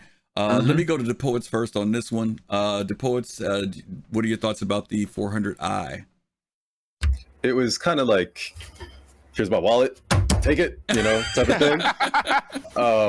I was mesmerized right away, and by that when it came out, I was already in the chairman's club as well. So I got the penumbra paint too with it, and like the goldish tint to it. But it doesn't really have a true use in game, in my opinion. So I've forced it to be used in my rotation, to be honest. Okay. So if I want to get from A to B, I have to decide, okay, let me take the 400i. That's like my captain ship. So Star Trek Voyager, it has like the bottom of the ship that comes out and it's a separate ship for Janeway. I kind of see the 400i as that. And I like the feel of it. I like its speed overall. It's sleek. It has a few quirks that they're still working out and stuff. So it will be a better ship, in the future, and having a place for the the little motorcycle, the bike, or the X1. I think that'll be kind of cool. Yeah, and I like the fact that the X1. One more time, please. For which bike? X1. Thank you. The X1. Thank you. God. Thank you. Because they're supposed to be trying to cram their Noxes and yellow jackets in there and stuff. No. So thank you. So go ahead. I like the purity of the X1. The X1's got my eye too. Let me record that. Where's the clip? Y'all stop flirting. Let me clip that. Oh my God. Especially that black and gold one with that gun in the back. I was like, ooh, that one looks beautiful. But I also like the fact that CIG listened to the community, so when I saw that, I was like, oh, I wonder if I can fit a rock in there. And then they raised it to put a rock in there. And then I was like, that looks kind of whack. I hope they turn it back. And they did, so that was nice. So it's got a use if you allow it to be useful. But I can easily see a lot of people saying like, okay, I have it, but now what? Now I'm going to melt it, so. And I'm kind of in that crew. So since we are on Origin, I walked into the showroom today and I was like, oh my God, that blue on the 600i is gorgeous. So I bought it. And, you bought the 600i? Yeah, because it's blue. Yeah. It's beautiful. And mind you, I bought the 315p GT customized, almost that same color blue. Oh wow. And I was like, okay, this is just gorgeous. So that's the ship I keep in my 890 jump. The 600i, now I got rid of the 400i for the 600i, but I'm like, you know what? No, I'm going to buy the 400i again because I still like the 400i. So I'm going a roundabout way. But yeah, that blue on the 600i was just gorgeous. And I do love a lot of the paints for the 400i too. So but again, you have to have a use that you're forcing to have the 400i for right now. Okay, very cool. Fastcart, 400i. Any thoughts? I checked it out on Origin Day. It was one of the few ships that was actually open, and you can go into. You didn't have to try to click on anything to try to get into. So I appreciated that. I checked it out, and yeah, I could see the appeal of it, and I can see how CIG said it was a competitor to the Constellation, because in interior and size, yes, and everything else, no. But I can see how the Origin aesthetic can appeal to some people. I personally still prefer the Phoenix over the 400i, but that's me. But yeah, I didn't rent it or do anything else with it. I checked it out in game just so I could see what all the fuss was about. And yeah, it's okay. Abdi? Oh, let me go next, Grip. Oh, you want to go, Kai? No, go ahead, Kai. Go ahead. I didn't understand half of what Fastcart was saying because I don't speak peasant. Don't talk ill about Origin. As an executive murder hobo on the go, let me just say that I love my 400i. I love my little motorcycle. I can't quite. I'm not Big Papa Griff yet. I can't afford that 890 jump, but I'm working my way up the numbers. And I just got one quick question for DaPoets. It's easier if you just tell us what ships you don't own at this point. He's not wrong. Yeah, you're not wrong. Is there one or two? Oh my god. Let's just say I've moved up the ranks so quickly in chairmans that I don't even know the names of some of the ranks. There you So go. my question is, you don't like, from what I'm hearing, you should have a black 600i somewhere in your hangar. You might want to go look for that. Don't even tempt them to go there. Don't even tempt them to go there. Oh my Yeah, god. I think I'm done for a little while. Oh, That was the God. only thing. That was the only thing that I didn't like. When you say the black and gold paint job, as a Spurs fan, I need that black and silver. Black and Let's silver. go. Yeah. Let's go. By the way, did any of you guys cross it to a new level this IAE? Nobody? No. I will not admit it if I did. No. Oh yeah. Okay. Me and couple of DaPoets. levels? Me and DaPoets did. Nobody else did. Okay. All right. Fair enough. I thought maybe some of you guys met across the line. Okay.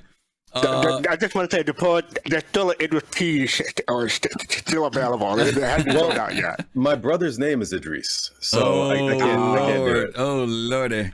All right, Abdi, you give us your thoughts on the 400i. Yeah, I mean, the only new thing that I can say is that Star Citizen is, and we'll say this later too when we talk about the Odyssey. Star Citizen and CIG are starting to think about options, giving you options, and I think that that's great. I'm not a 400i person. I'm a pleb. I fly my Connie Andromeda, so that's for me, and that's okay. Great ship. For me, Hey, snub. I like having the snubcraft. I think that's a good value add to me. But at the same time, the 400i is going to be really great for probably taxiing. I feel like if reputation is tied into taxiing, you're going to get a better score in a 400i than you are in a Connie Ann. So, well, you mentioned the Connie.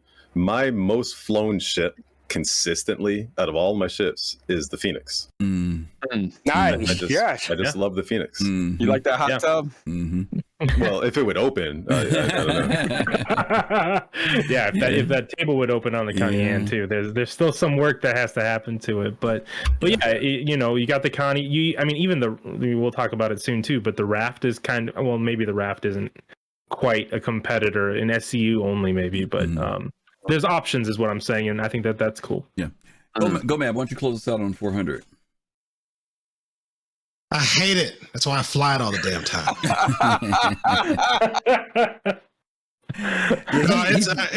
It's just like the poet said. It's a very nice point A to point B ship until the other gameplay that all the hand wavium stuff that's in it will become important. It's just it's a great ship for box missions if you don't get murdered by the stairs at ArcCorp 61. But it's a nice ship to fly. It's comfortable, and it's a good point A to point B. I don't need to kill anything, and I don't need to pick up any cargo. I'm going from ArcCorp to Microtech to check out the expo. I'm hopping in my 400. Okay. That ship is my Bebop. Okay. All right. Yeah. Yeah. If I don't hop in my 600, because I really love that ship. That ship, I'm so excited for the rework of it because it has the potential to be damn near perfect. And I What if they're gonna put a bet on that thing? Yeah, I constantly said I was not buying the 600i. I don't like the inside of it. It's no, they need to work it. And then like, okay, gold pass is coming. All right, I'll wait. And then I saw the blue color. God damn it. Well, hey man, look, leave the blue color to us now. Come on, you could get the purple one or something. That just means you'll have it for when we were capping. So you're just ahead. Yeah. Let me give some shout outs real quick to Indie Credible, to SC Max Dex, and to Atlas Rowan. Thank all of you all for the follow. We appreciate you guys. The one thing for me, and I will speak on this one, the 400i, as much as I joked around about, the fact that I hated that everybody was buying it because I like the exclusivity of, the Origin ships. But I was happy that the community, a lot of people embraced it because they felt it was a ship that was much more approachable to them. Still has a niceness of luxury to it, but it's not that over the top thing. People felt there was practicality to it. Like you said, there are some things to work out in it. DaPoets, I agree with you. When they raised the thing up, it was funny because the community asked them to raise it. They attempted to raise it. Then they said, we tried, but it's going to throw off a lot of other stuff in the ship. And they brought it back down. Then people complained because I'm like, they tried, guys. What else do you want them to do? They're not going to completely redesign the ship. Not to mention, y'all scraping that paint on the bottom of my ship.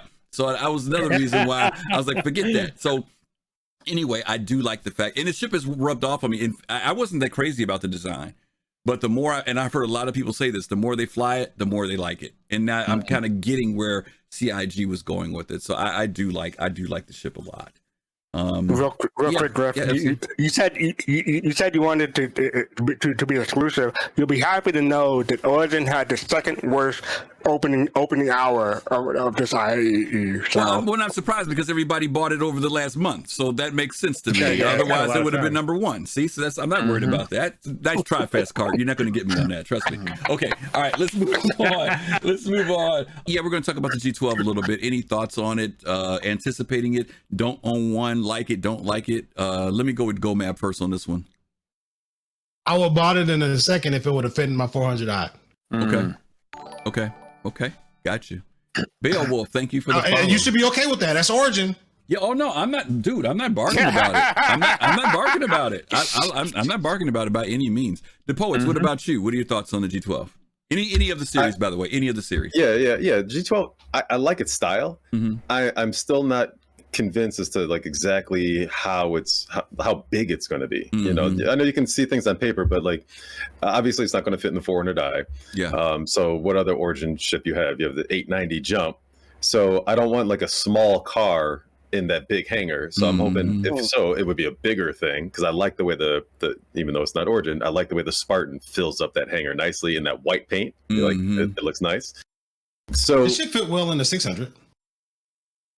Hopefully, yep. I don't know. It seems so wide, man. It is very wide, though. Yeah, it sucker's super wide, man. I hope. So it's just more like we gotta wait and see. Gotta wait and see to see how it fits in these ships and in its role, I guess. Come on, Origin, synergies, man, synergies with your ground and space vehicles. Yeah, hopefully it will. Okay. FC, what about you? What do you think about the G12 series? When it first came out, the concept, I didn't buy it, but I did get some CCUs just in case I changed my mind.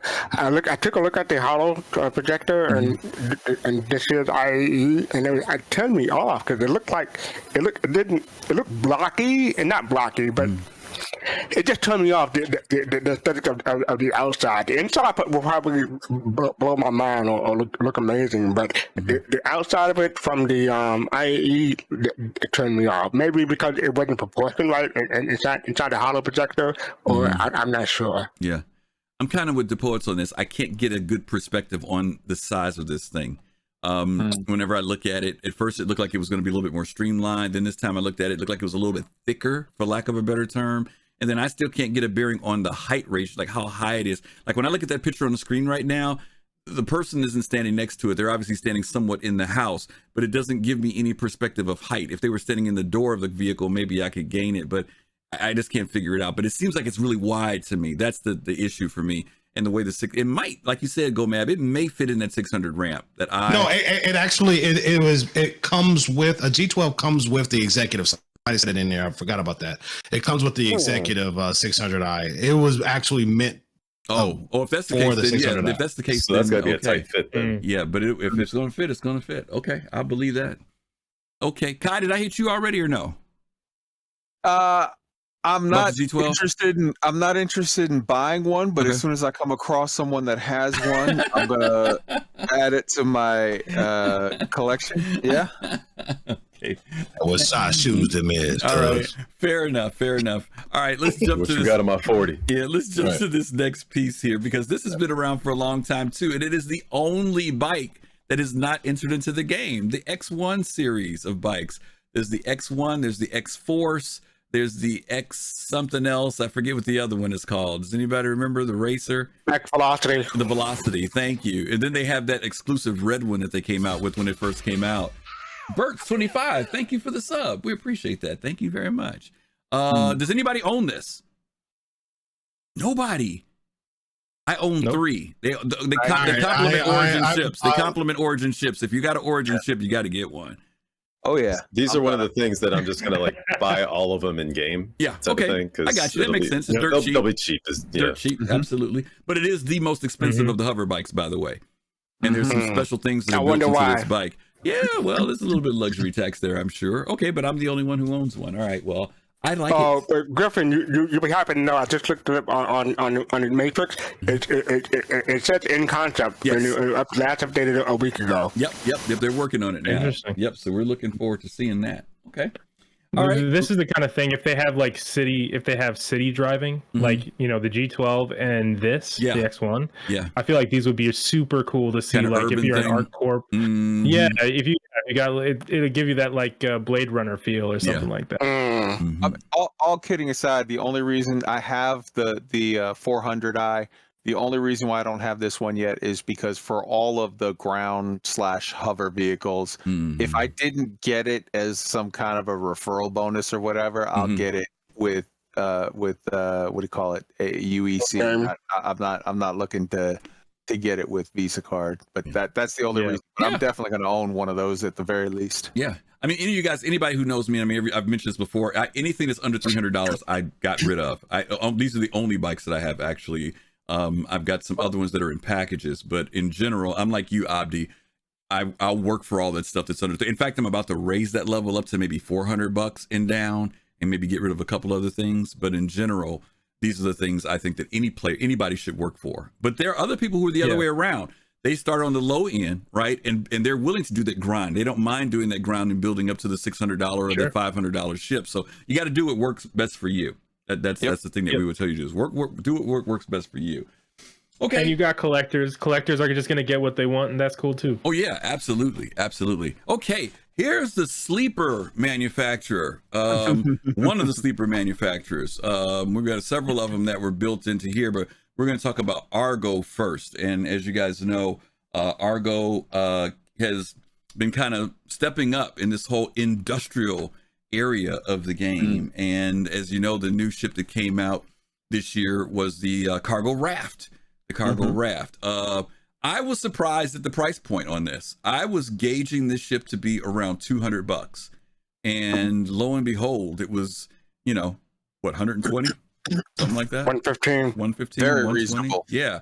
Give me some feedback, Abdi. Give me your thoughts on the raft. Have you flown one? Did you buy one? Any thoughts on it? I haven't flown one. I bought it. Okay. And then immediately melted it. Okay. This is the week to do that. This is the week to do that. Okay. Yeah. The reason being for another ship that comes down the line here. But then I just thought, I mean, people compare this. For some reason, I saw some people comparing this to what ship? Not like a Connie, but like to something smaller. The Freelancer. They were saying that this is like a Freelancer or something like that, and for some reason that seemed like an inaccurate comparison. Maybe that's a comparison that CIG made. Yeah, the price. Yeah, which is a good value. But then I just think about all the other stuff that my Constellation can do, which is way more expensive. But I feel like it's more suited for other other things that it can do. Okay. That being said, the design of this is like, if you're into industrial design, sci-fi, aliens, that kind of a thing, like, this is your ship, because it is beautiful and has like, crew quarters and all that kind of stuff. So Okay. very cool. Okay. FC. I rented it because I wanted to check it out to see what the fuss was about. And the interior is very industrial. It has that nice industrial feel. I was wrong, by the way. It was robot at 110 and RSI credit for 125. So you save $15, so 110.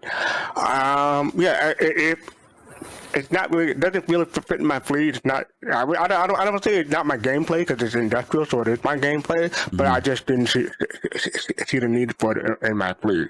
But I like it. Okay. Kai. Love the ship. Love the design. I've been hearing a little bit of chatter in the community, kind of like, well, what's the point of this? Blah blah blah. Already we have these other things. Whatever. Look at cars, man. You go out and look at just pickup trucks, man. There's like 45 different types of pickup trucks. They're all the same thing, but they're all different flavors on a theme. I love this ship.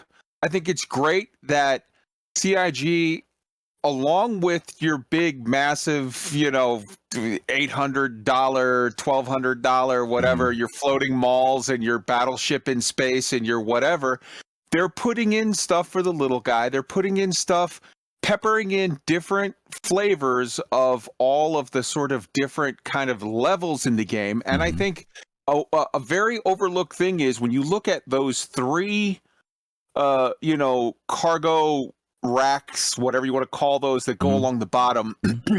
We haven't got into the final form of what cargo gameplay loop is going to be, and I think that they're for maybe larger ships that people are like, well, I got a C2, why would or I got an A2, why would I want this? I got a C2, why would I want this? Look, if you have a crew and you have people to drive the forklifts to load that damn thing up, okay, that's a great ship or whatever. But maybe if it's just you and your buddy, and you have one of these, or just you by yourself and you have one of these and you fly up and it's a preloaded rack because it just has those three external whatchamacallits. If you pull up and they're like, yeah, we already got your 3 racks in there, you can load, attach, take off. It gives it a very viable niche. It gives it a really strong motivation to make this choice in that size of cargo play. Okay. Yeah. I've heard a lot of people want to bring it from planetary use, like use it on the planet to get up to a space station, and transport containers back and forth between there. I think efficiently. I'm kind of amazed that there are people in the community who don't understand what the purpose of this ship is, because this ship is very specific to what it's supposed to be doing. And Abdi, you just kind of opened it up a little bit. CIG is creating, and you can guys look at the numbers to match these up. They're calling them standard cargo containers, which have 32 SCU in them. So that's what those containers are. 32 SCU in each one of those containers. Right now they're attached to the ship, but the Q&A, and they've already said they're just there right now as placeholders, but eventually those will be able to be detachable. They will be also, they are the same size as the containers that you see in the cargo decks. Whether you're at Orison or whether you're at one of the stations, these are what you're going to be swapping out and moving. Whether you're moving them from a ship like a hull C, D, or E, and you're moving them 3 at a time to a cargo deck, whether you're moving them from orbit, as you just mentioned, Abdi, down to a planet, down to a homestead, down to a trade place, whatever it is, that's what these ships are designed for. There is slightly different spin than the hull series. When we get to the hull, we'll talk about them. But these cargo containers are 32s, each one of them, and this is the reason why they're there. Sure, you do have some cargo space in the back to put other type of cargo, but the main function of these, along with the SRV moves cargo containers, and so does the MPU. If you take that center section out of an MPU, it can grab onto a container and move it. In fact, if you read the lore on it, The MPUV is actually what's used to move stuff off of the Orion. All these ships are working in tangent. Imagine this is just the industrial company that's working around docks all the time. These are the ships you see and going back and forth or going from ship to ship. So it does serve a purpose. And I know a lot of times we like to take a ship and make it do some other stuff because maybe the mechanics aren't there. But understand the real motive of this is to be moving these cargo containers. Okay. So what you're saying, Griff, is this is next year's meme win ship. I'm saying, Oh my no. God. You know what? You know what I am saying? I'm saying that this. You said it earlier. Cargo decks are on their way. Cargo and freight is on its way. That's why they're dropping this stuff. So pay attention to the fact that CIG has been. When they put the cargo decks in, they weren't functioning right, and they're still sitting there not functioning. The refinery dropped and it's working. But you can't have all those cargo decks and stuff if there's no way to track inventory, right? And now that we've got inventory, we're probably going to start seeing cargo become a thing. I think that next year that's going to be the next big thing. The poets. And this is. I'm sorry. Yeah, this is the first ship to bridge the old way of cargo with the new future way of cargo. Yes. And so people are easily and obviously going to miss the point because it's just not in game yet. And we always know, like, oh yeah, something's not in game, but this ship is going to be the trailblazer for how organizations plan out loading up the whole E that I do own. So this is going to be something where we need to pay attention to all of these smaller ships and how we actually need to load up these larger Ds and Es. And this is going to be one of those crucial ships that you're going to say, like, well, my plan is like, hey, my org mates, the younger people in the game, I'm going to pay you $100,000 to start moving cargo onto the hull E. And let's just like keep going and going and going. And then when we're done, here's your $100,000. Let's move on. So like they're profiting, they can go buy some ships and stuff for their stuff. And I can move the hull E to another system, whatever. And I like that it's incredibly well designed. Like I actually spent a lot of time in this ship, like looking at the nooks and crannies. Well, the toilet's a little weird because you can see through the door. But besides that, like it is really well designed in terms of just being an efficient ship. All the little things that they did to kind of make it look like it's kind of lived in slightly, but still clean. Like just very process orientated for this ship. And so I'm really excited to see what else they're coming down the line if they continue on this line. And I'm a big fan of Argo. Like the Argo Mole is one of my favorite ships as well. Let me respond to a question here because it's on point of what you're mentioning, DaPoets. Kavion, your question is, why wouldn't the space station just load up a ship or a hull E? Why do you need this? I don't get it. And it's a fair question. What CIG has told us is this: when you go to a station and you want to do trade or you want to do delivery, there is going to be a time factor involved on larger ships. So let's just use something like the Hull C in lore is the most used ship in the verse. NPCs using it, players, you're going to see Hull Cs all the time. That's the main way that big freight is moved around. But then you start getting into the Hull D and Hull E. Any of those ships, and we're giving you some, I'm not speculating, I'm telling you this is what CIG has said. It may take, wow, we got a raid going on. Marcus the Way, thank you so much for the rate of 31. Thank you. And welcome to the Soul Citizens. We're doing a review on IAE 2951. What you may have for a hull C, and I'm just giving you a number, they may tell you to load a hull C, it's going to take 20 minutes, maybe 30 minutes. For a hull D, they may tell you 45 minutes to an hour and a half. This is with NPCs loading your ship. They may tell you for a hull E, it's going to take 3 hours. Or 6 hours, whatever the time frames may be. There are going to be time frames for those larger ships to be loaded. When that happens, you can do a couple of things. You can sit around and smoke a cigarette if you want to, or you can go do something else. So when you drop off that hull E and it's being loaded by the NPCs, you're going to pay a certain amount of money to have that done. Now, this ship allows you to get your people involved in it instead of relying on NPCs and maybe get that ship loaded just a little bit faster than dealing with those NPCs. Maybe the rate of exchange, maybe it's cheaper to have your people at this particular station. It's a lot cheaper to have my human friends come load the ship. If I do it over here in Pyro, they're going to charge me an arm and a leg. There's a lot of variables involved with loading these larger ships, which is why you have hull A's, hull B's, right? Why you have the C2s and stuff, because those are going to be smaller, easier to manage. But those bigger ships, you got to think about it. What is the whole freaking DE is like what, 96,000 SCU? It's some ridiculous number. Yeah, That's you got to not- be a billionaire just to load it up. Right. The amount of money that person is going to make on a transaction is going to be what they're going to be willing to pay. You know, DaPoets use example of 100,000. He may pay more than that, depending on what the value of his cargo is or his freight. So time is going to be the factor that's going to make the reason why ships like this will mean something in the game. Can your friends load it faster? They've talked about our hangars being personalized. Now you're going to start storing stuff in your hangars. That's why you got tractor beams on the Taurus, tractor beams on this ship, so you can pull that stuff in on your own and get it done faster.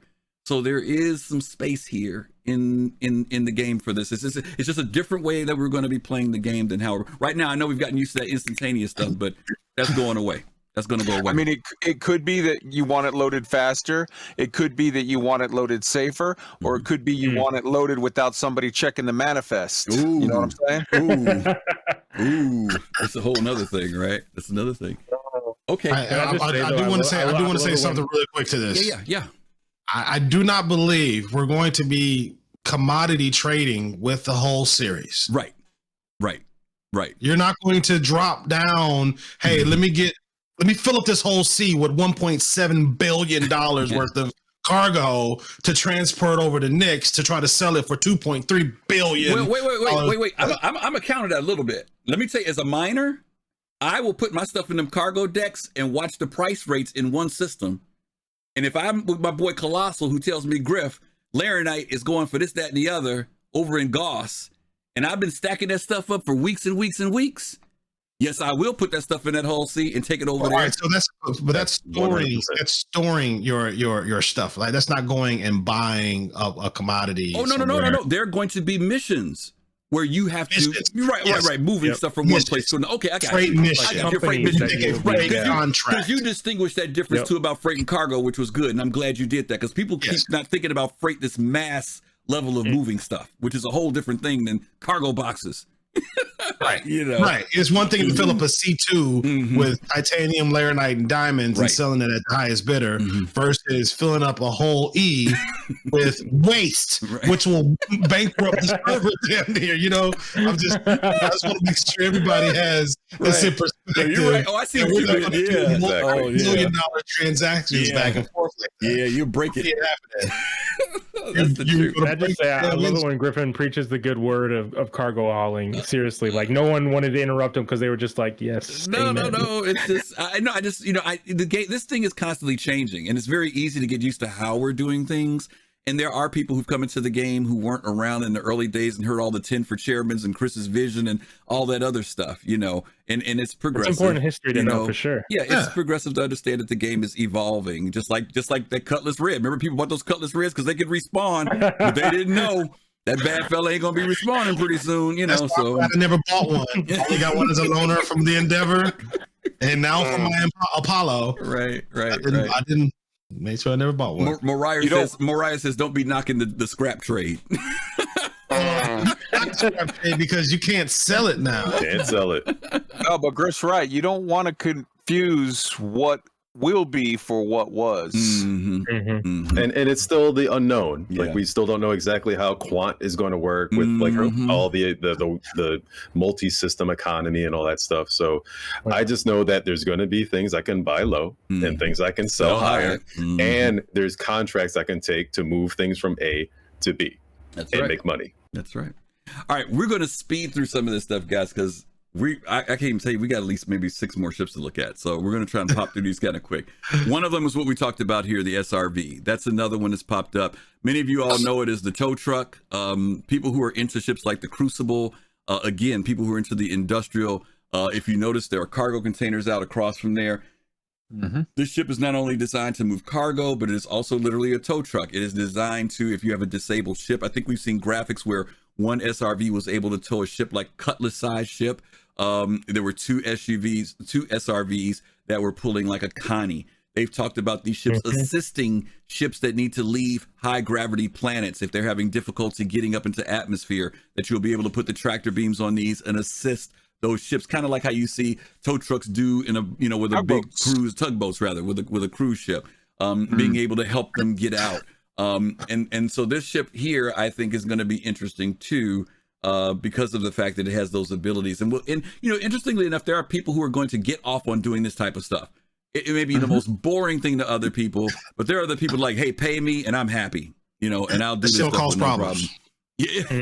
There'll be a division of the fuel rats. Yeah. No, this ship's going to cause problems. Okay, let's hear it. What you thinking? We've already seen it with the med guns and the tractor beams. I can just see it now. Me and a couple of my friends that may or may not be named Kai Zen and some SRVs hanging out around Lathan or Best Deck, right? Waiting for that C2 to come land, and we just yeet it off the pad as soon as he fills it up with Laranite. Yeah. Caveson says it's going to be the ultimate troll ship. That's what he said. Oh, dude. Right. Then they'll be like, oh, okay, well, no, you can't use it in Armistice now, and then make it useless, just like the med guns, because if your ship gets disabled or in Armistice, then you can't tow it away, or I can't help you lift it off. So this is going to be a problem. They're going to have to figure out a way to balance that out, but.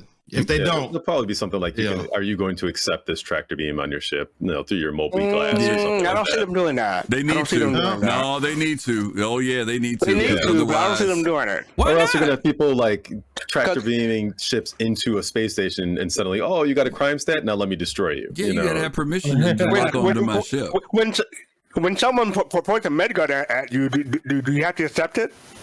But you can't do it in docking areas. You can't do it in docking areas anymore. In the beginning, you could. You probably have to lower your shields in order to get tractor. That would be the way to do it. That would be the deal. I agree with that. That would be the deal. That would be the deal. Okay. All right. Let's jump on over here. We're going to hop over to Consolidated Outland. We just did a show on this just recently, so we're not going to spend a lot of time on it.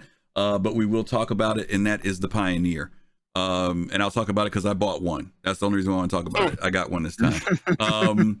But here's my question I will throw out to everybody, because most of you all know this is about base building, things of that nature. 2 questions. First thing is, do you think that base building in and of itself will be coming within the next year to 2 years? And the second thing is, will this ship expand beyond building buildings? Will it also build other aspects that would be on a base, such as solar panels, generators? Will they expand this thing into doing more than just building homesteads or buildings? And let me go to Kai first and work my way around. Love the ship. A year to 2 year, man. Who knows? I give up on stuff like that. I think within 2 years we'll see it drop, but like tier 1-ish. And I think that it may be that tier 1-ish may be, to your point, like 3 or 4 sort of loadouts of this is what this base type you want: base Alpha, Bravo, Charlie, or Delta. But I do think in the long run, this ship will have a huge continuing evolutionary role in the game, where it will become sort of industrial manufacturing of all different types, as Griff speculated. But that, I think, is probably post-launch of the game. I think they're going to make a ton of money, and they're going to be tinkering with this game for the next 50 freaking years. And I think that, that's what you're going to say. Okay. Q, I saw your question. Carbon Tales Q said, I thought that the Pioneer would just be putting together prefab types of housing, not bespoke. What they said about the Pioneer was that you will actually be able to purchase prefab stuff in one way, or you could have this build as well. So there will be a way for people who don't have access to it to find different things. There was one video where they actually showed the pre-built things like landing pads and things of that nature that we as players will be eventually able to put down ourselves. And I guess my question has to do with, most of us, when we've thought about this ship, we've thought about it in the sense of building prefab habs or habs. That's what we've been thinking of. And my question is, they talked about that magic box in there is going to be something that you just put the ingredients in. It's like the easy bake oven. You open it up and whatever it is you want comes out. And my question is, will it expand beyond housing? Because they have shown us all the other assets that go on homesteads and planets. And the question becomes, will the profitability of the ship be even greater if it can manufacture other things other than just habs? Let me go to DaPoets on that. So yeah, I bought it right away when I could. Okay. And it was something that I was like, okay, I'm going to be able to build my own farm, basically. You know, my part of my end game is I'm gonna find a nice quiet spot next to Thanos, have my farm going, you know, grow some things, mine some things, also have maybe like a vacation spot where I'm going to check on that every now and then. That's like making some money or something like that. The Pioneer seems like it's one of the greatest opportunities in Star Citizen to change how you play the game, because you can get your plot of land, do whatever you want in that plot of land, help you make money, help you like transport ships to that, and like have a org base, or it really seems like it's going to be a continuous evolution of this is the base A, B, C, and D bases that you can build, to I'm customizing everything in every single room in my base, and in that, you know, habitation, or in that science lab, or in that mining facility, specifically mining different things, and maybe different mining facilities will look different. Like it seems like it's just going to be endless, and this seemed like a no-brainer ship. Once I saw that, and I was like, I can buy it right now, boom, buy. You know, like, and it was sold out in what, 30 seconds. Okay. So yeah, this is a dream right now. Okay. His Defined Shadow, thank you so much, HDS, for the 100 bits, always hooking us up. Marcus the Way, thank you, as I mentioned earlier, for the follow. Killer Shark TV, the Warboard TV, Musica XEE, and Niobide. I know I'm pronouncing it wrong. Niobide. Please forgive me. Thank you all so much for the follows. We appreciate you guys, and thanks for hanging out with us a little later tonight.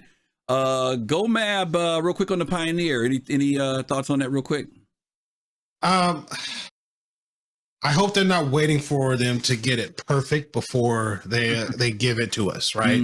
I don't care. Like at this point, I would be okay if you land the Pioneer somewhere, point to the ground, slap your hands a couple times together, and a building appears. You know what I'm saying? I'll be okay. I think a lot of people will be okay with that, instead of saying, "Oh, we gotta witness it being created from the, you know, the stuff." You're right. Like, don't need that right now. We could work on that. That could be added iteratively later. Just give us the functionality and let us test the creation, right? You know, you can skip from A to Z on that while we fill in that as we grow. But I know that's just not how we do that. No, you're going to get your wish. They actually said exactly what you said.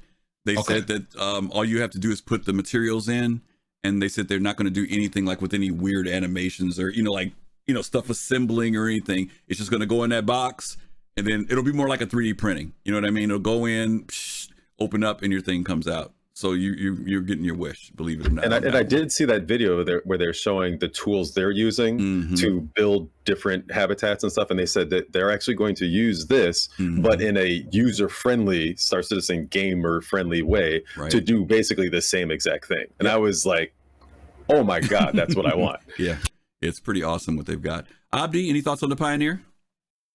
No, not more than really what we've said in past shows, which you should watch our past show on the Pioneer. That's a small plug. Go to YouTube. You can find it, YouTube/Soul Citizens or whatever. So okay, fair enough. FC? Definitely do not see it within a year, maybe 2 years. I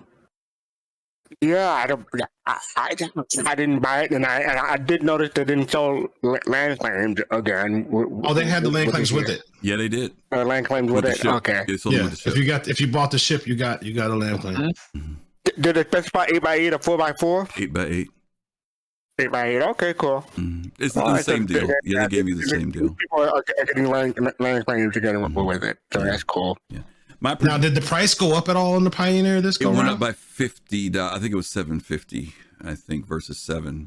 I think, or maybe it was $7. I didn't notice. It was either $7. If it went up to $750, then it went up. But I think it was $7 before. But my prediction is that it'll be out within a year to 2 years. 2 years might be even too much, only because the movement we've seen with homesteads, and I think that once they've done that placement of that, it's not going to happen while we're in Stanton. I think it's going to be once we get into Pyro at the very least, or Nix. But I'm thinking that, and it's just me, guys. I have no secret information or anything. I'm just saying based on how I see the pace of things, I wouldn't be surprised if we got it within a year to 2 years at the very most. Yeah, it's 850 now. So for 750, it definitely did go up. Yeah, it went up. Okay. All right. Okay, let's move on. We're getting through these ships. We're almost there. The next infamous manufacturer, for those of you who are into the infamy side of things, Drake Interplanetary. And many of you all know that they introduced this ship a little while back called the Corsair. Anybody own one? Anybody interested in one? I'll just throw that on the floor. You are, Kai? Oh, I love the idea of this ship. I'm down with it. And as some people say, all you got to do is buy Drake, and then everything else is free. Buy Drake, and then you borrow permanently other people's stuff. Permanently borrow. I wish Colossal was here. Colossal's motto for Drake is live in a Drake, die in a Drake. That's his attitude. So that's his thing. Okay. No escape, no way to get out of those bad fellas. Okay. Hey Griff, did Admiral give you that video that I? Which one? I said it's a one that is a special Drake advertisement. It's in the discussion topics, the broadcast alerts. Okay, I can't run it though. You wouldn't believe how many videos and clips I have, but I'm sorry I couldn't run it. By the way, there was a terrorist attack. Did you see the video of the terrorist attack at IAE? What, the Drake blowing up? Is that what you're talking about? That's the video. That's the video you're talking about. Yeah, that was so cool. That is so cool. You know what? They need to make that happen for real. Like you're at the convention, next thing you know, a ship blows up, and it's like, it's chaos. Anyway. All kidding aside, though, that ship is amazing. That ship is amazing. Yeah, my only question is about this ship, and I know this is a stupid thing for me to worry about, that asymmetric flying in atmosphere. I get it in space. But I'm just trying to figure out how that sucker's going to handle in bad weather. Yo, man, how do you know that those two wings right there on the Y come down? That they fold down and come down. One big wing. If they come down and it's asymmetric, then I'm sold on it. That is actually my big concern. Because I know when it lands, they do something. I forget how it folds. I think that bottom one folds upward. Yeah, it folds upward. But if it goes flat, like a B wing or flat wing, then I'm in on it. Flying wing. Where you go, Go Matt? Yeah, they fold up. Those wings, both sides, I believe, fold up. Okay, cool. All right. I was gonna say the great thing about the Drake Corsair is that it makes good CCU fodder. Because I can't tell you how many. It's 215, and I can't tell you how many $5 CCUs I bought for ship that 220, like the Ion and formerly the Raylan, I believe. So it's great CCU fodder. Okay. But you have to wait for IAE in order to use it. Okay. Abdi, DaPoets, either you guys got anything on the Corsair, or you want me to move on? Whichever one. Drake isn't really my style, but I'm happy that it adds more options to the game for people, especially Drake people. Okay. Yeah. I appreciate the ship. I don't have a use for it in my fleet. So, My problem with this ship is that I know it's supposed to be kind of the competitor to the Connies, the Drake version of that. And I guess my thing is that there were so many other ships that were like this to me that when this one came out, I wasn't compelled. Now, the thing that did compel a lot of people is the firepower on this sucker, because it's got all those missiles and stuff on it. And that was the thing that a lot of people felt defensively that they would probably feel more comfortable having this ship. But it is nicely laid out inside. Again, I'm looking forward to them putting it out. I hope we see it pretty soon. Let's move on to the big granddaddy of the Drake Interplanetary, the Kraken. Let me go to HDS. Oh wow, thank you, His Divine Shadow. Thank you for 5 community sub gifts. That's really sweet. We appreciate that. Thank you. Let me go to GoMap first on this, the Kraken. Now this ship, again, I think this ship goes for what, 1,500 if I'm not mistaken. Oof. No, I want to say it's 1,500. Only way I could buy it is if it came with a coupon for a free divorce lawyer. 1,400 war bond, because I was looking at 14 war bond. Okay, 14 war bond. So many of us saw the static model of this in 2018 at the CitizenCon in Austin. It was a phenomenal model, and it gave you a 3D view. This thing had to be about maybe 16 feet long. It was pretty big. But it gave you an idea of what this thing looked like. And even, I will say this, the Holo Viewer, in the Holo Viewer, they added so much detail to it. This thing is a beast. It is a monster as far as size goes. This thing has its own railway tram system that runs in it. It's so freaking big. And it's like one strut of Port Olisar. Yeah. No, it is big. It is big. Anybody own one? That's the first question. Okay, none of us. We're looking at you, poets. he said he was looking at it. Yeah, I mean, it was in my checkout. I'll put it that way. Okay. Oh, wow. Okay. He gave great consideration. Great consideration. And the only reason why I didn't pull the trigger yet, because I just don't know when it's going to come out, and whether I pay $1,400 now or say $1,600, $1,700 in a year or 2 years, like that's kind of irrelevant. It's going to be something I own, probably. I don't know which, like the privateer or the base model, because it's still too early to tell like what the future gameplay is really going to look like. So that's another reason why I'm kind of holding off on it. But I know based on like my relationship with the people in my org with Ender's Elites, I'll probably own it. Yeah. Oof. There are a lot of people. So hold on. So I want to say this to make Fastcart proud. So DaPoets, was there something that the Kraken was lacking that prevented you from buying it? Man, you too? Hold on. What happened to you, man? I bought something else. Okay, there you go. Okay. Then we'll get to that. Raymond brings up a good point. If nothing else, put it in your buyback, so you'll keep the original price. But but I was going to say, that's what I was about to touch on though. This ship has been stable in its pricing. It hasn't increased. It stayed where it's been since it came out, and I'm actually surprised that maybe it is because there's no movement on the ship. The ships that we are seeing that were raised in price this year, many of them are ships that we're seeing movement in their development, or at least I think it's a sign of movement in their development. And I've been eyeing it, and it, like, obviously in the first waves it sold out and stuff, but now it's just been available, for sale. So this ship is definitely, org ship, or a ship that you plan on being out with some friends with, and when you're out there, you're just out there. You're not going to be pulling this in and out of the station every day. There's a lot of logistics factors to think about with this ship. It looks great when you see it in an ad with 8 or 9 fighters on it, but you've got to ask yourself, are 8 or 9 people willing to be on that ship with you? And that's going to be their base. And there will be some people who they'll hang out with that person, and we're going to stay in space, and we're going to set a certain time, or we're going to come play together. But this logistically is a big, big ship. Also, I can you know imagine the refueling price on this thing? Oh yeah. I'm kind of partial to this ship personally because my best friend actually did the voiceover for the commercial. For the Kraken. Nice. Yeah, where he goes like, release the Kraken. Yeah. So that's my boy. So that means you get a discount, right?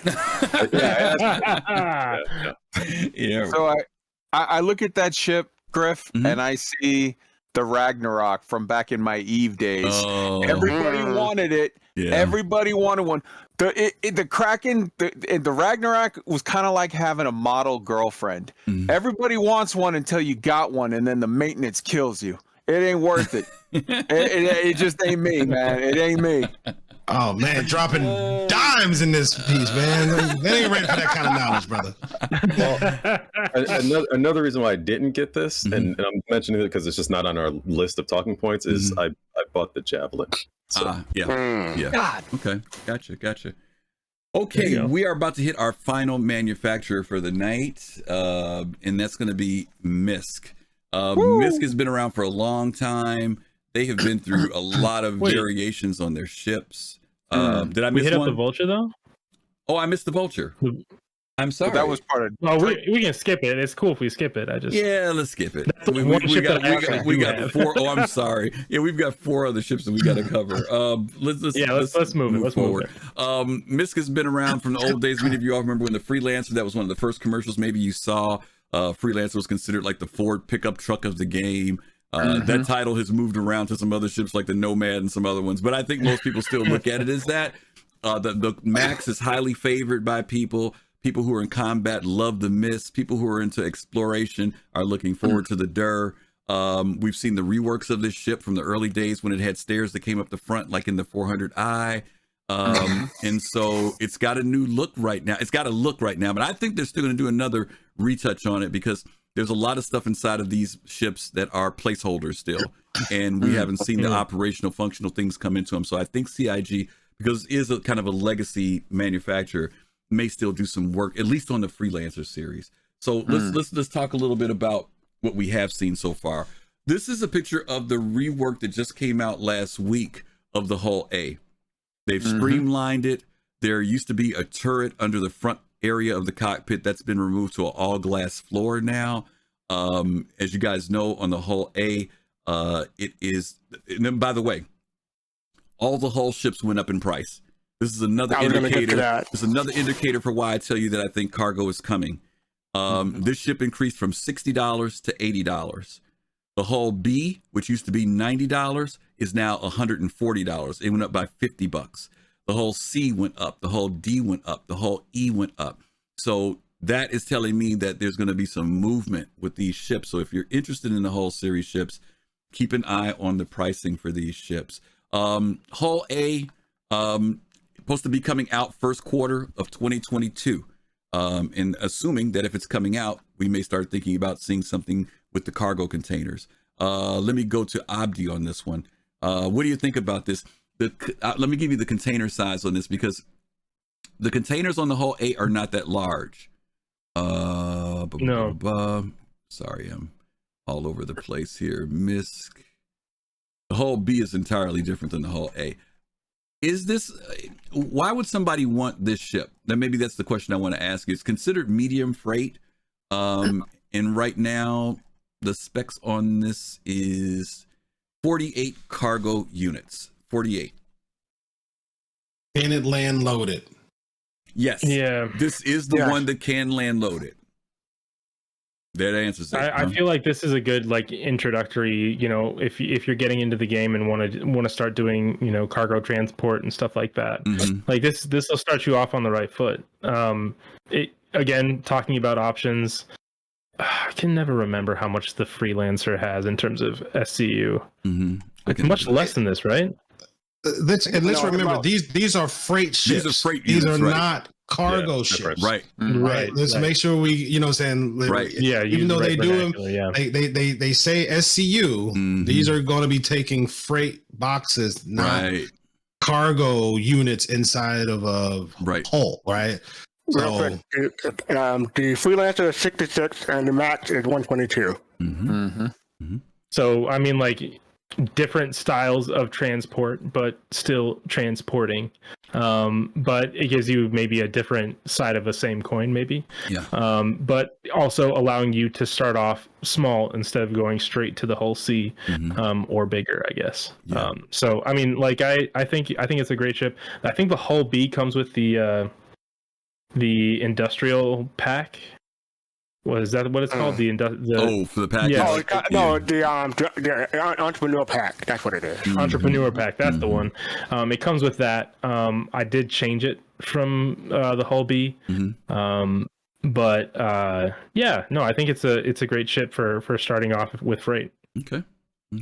DaPoets, are you interested in any of the Hull series ships or the Hull A?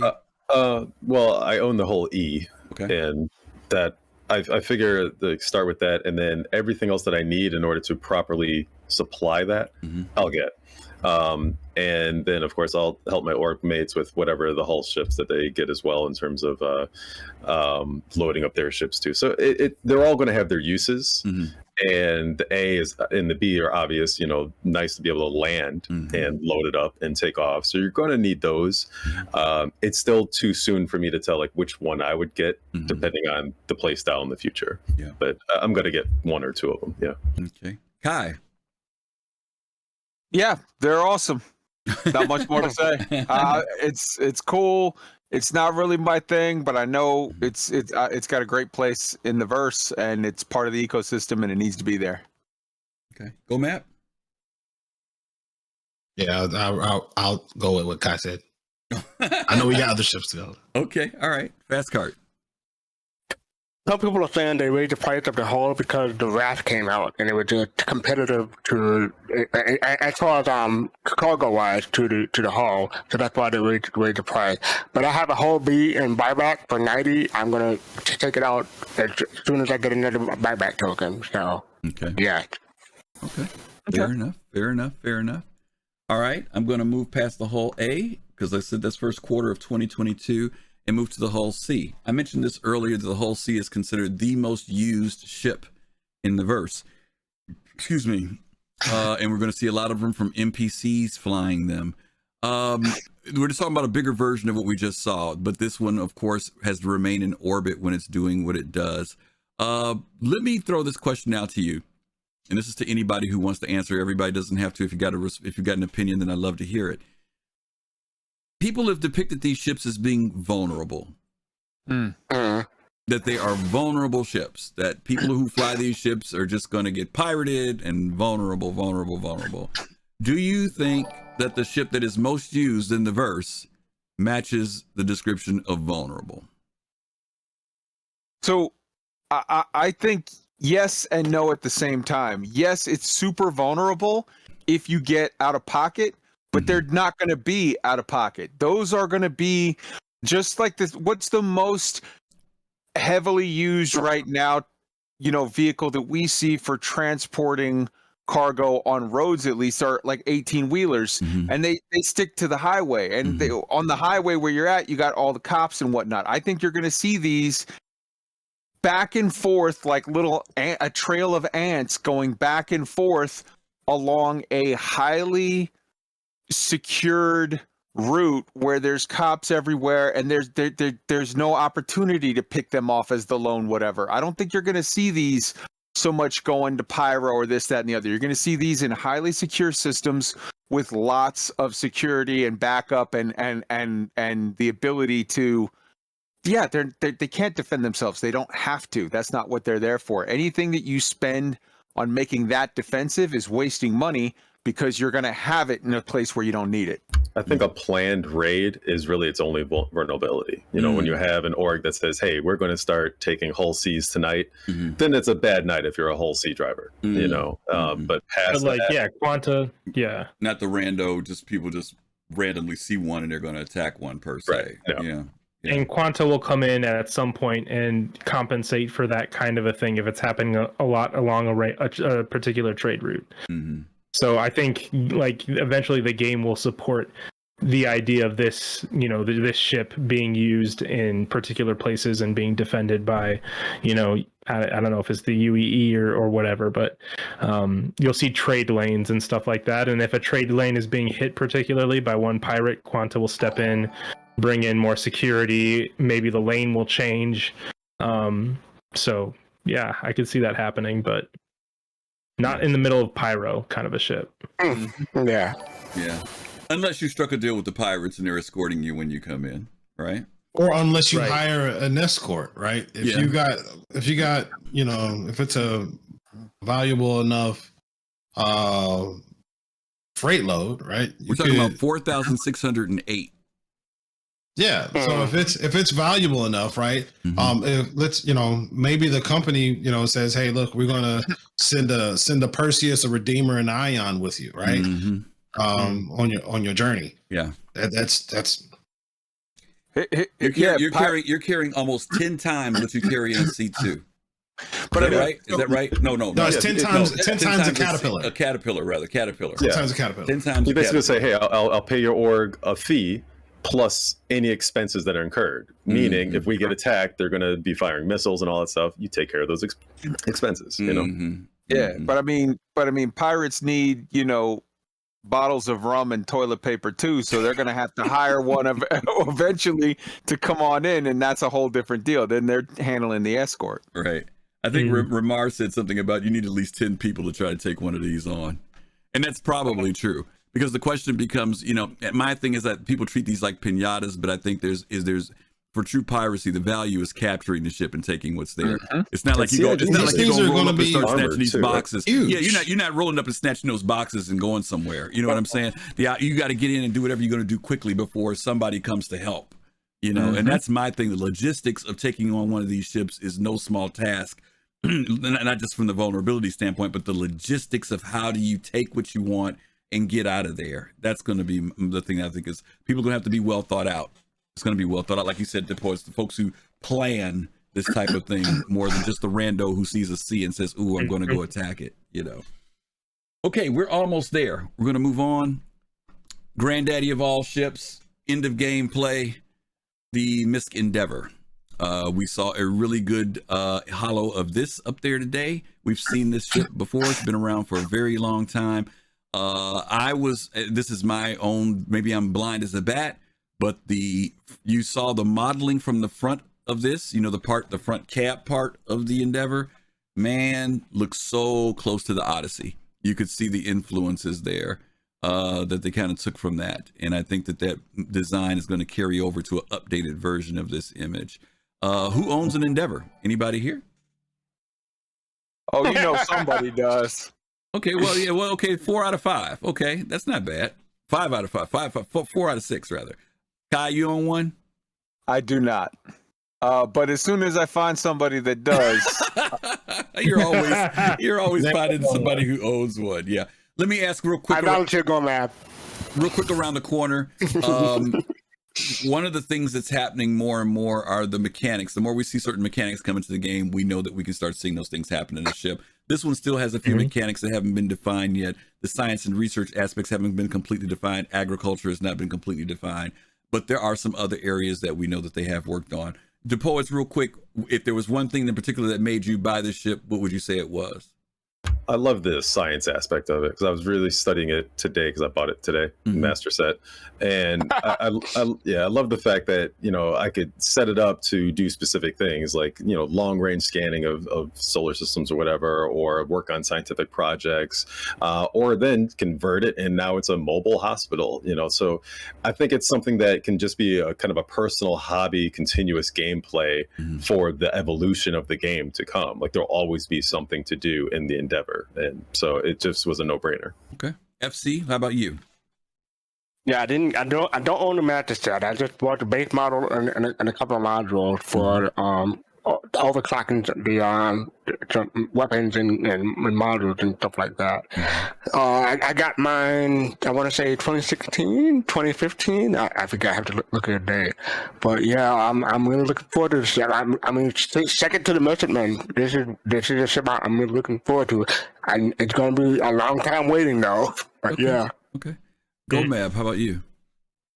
Yeah, I got mine courtesy of a giveaway from some Twitch channel that I used to watch. It was awesome.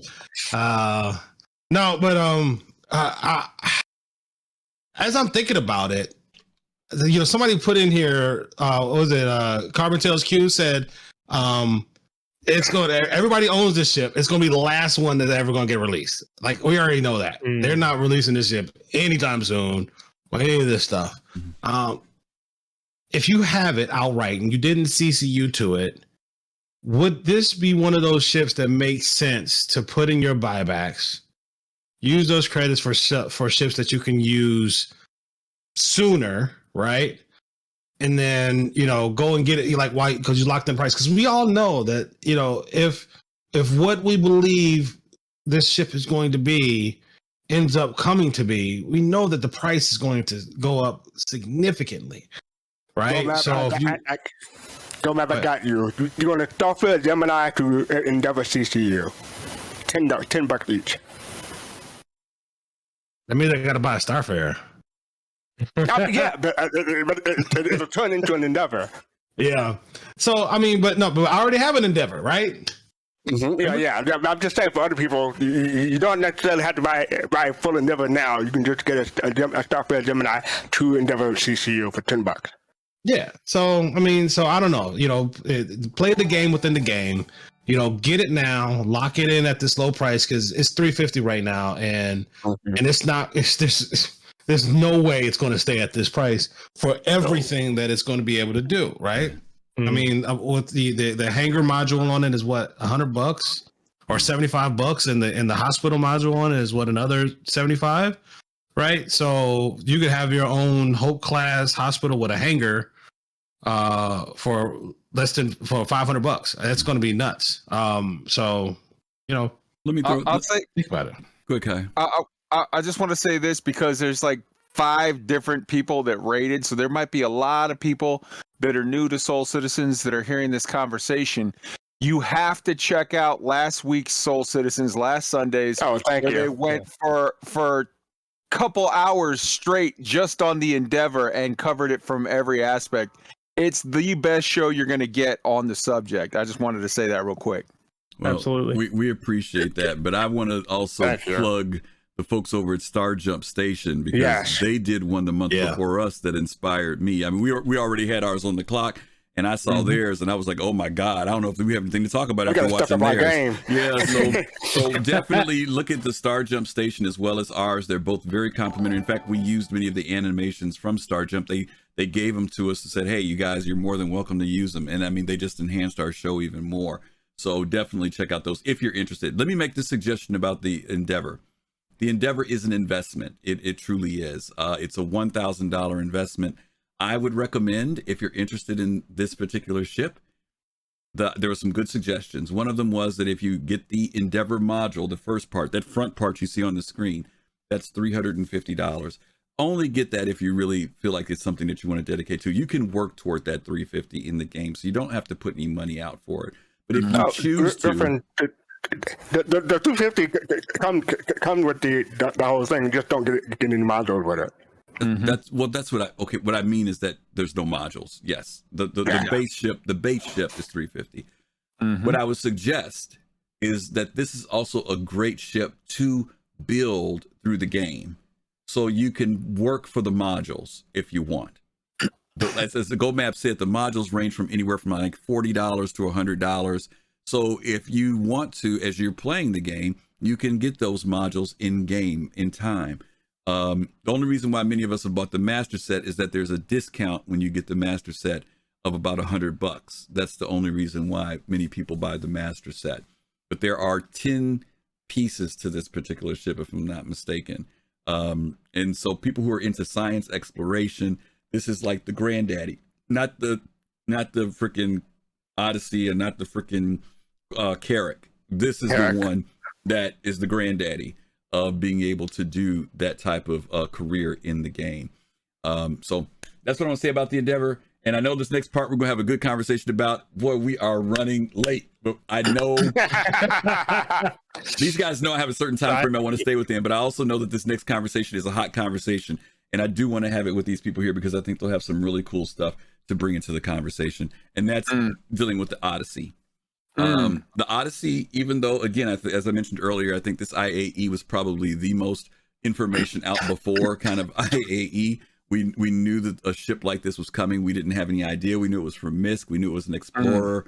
And my comment about this ship was that MISC is going to have to produce, or CIG is going to have to produce, a ship that is distinctive enough that people consider it to purchase or get or whatever, but not so much that people will say this has now made another ship such as the Carrack obsolete. I personally don't feel that I don't think that they've made it obsolete. I think these are two distinctively different ships depending on your perspective on them.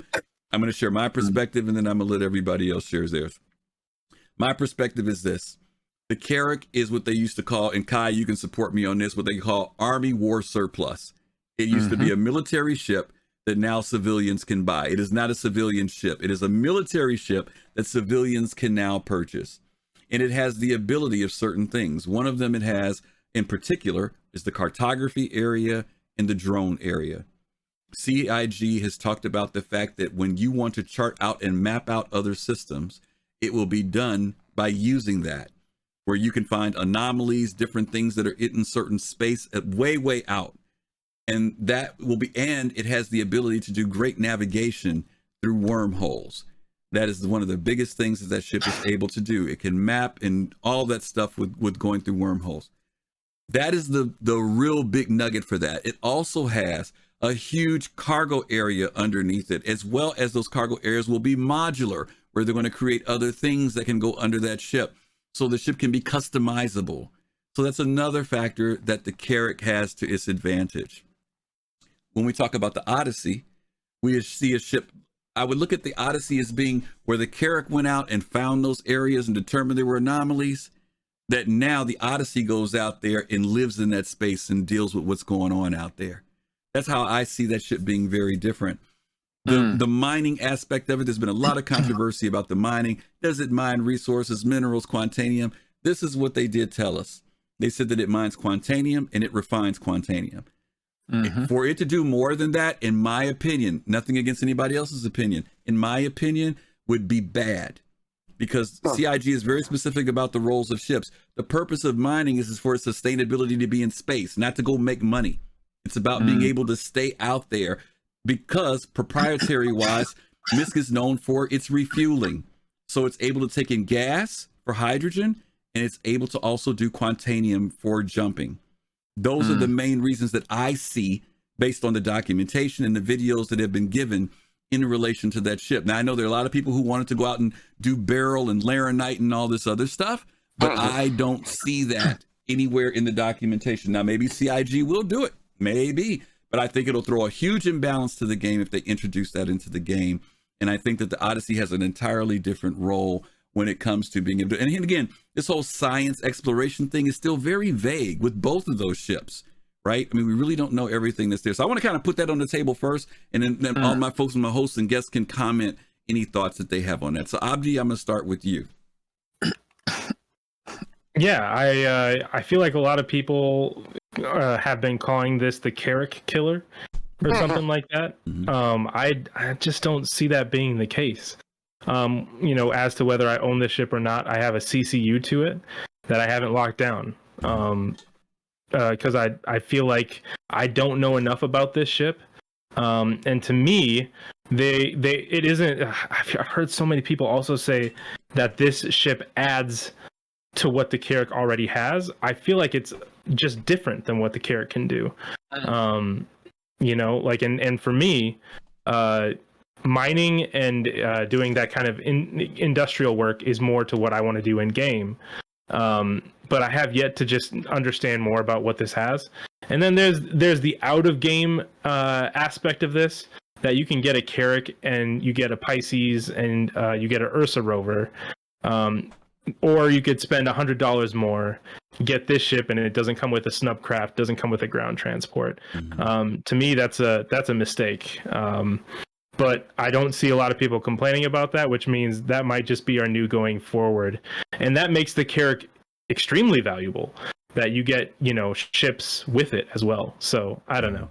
I find that the Odyssey has great aspects to it. I don't think that it's a Carrack killer. I think it's just a different side of the same coin.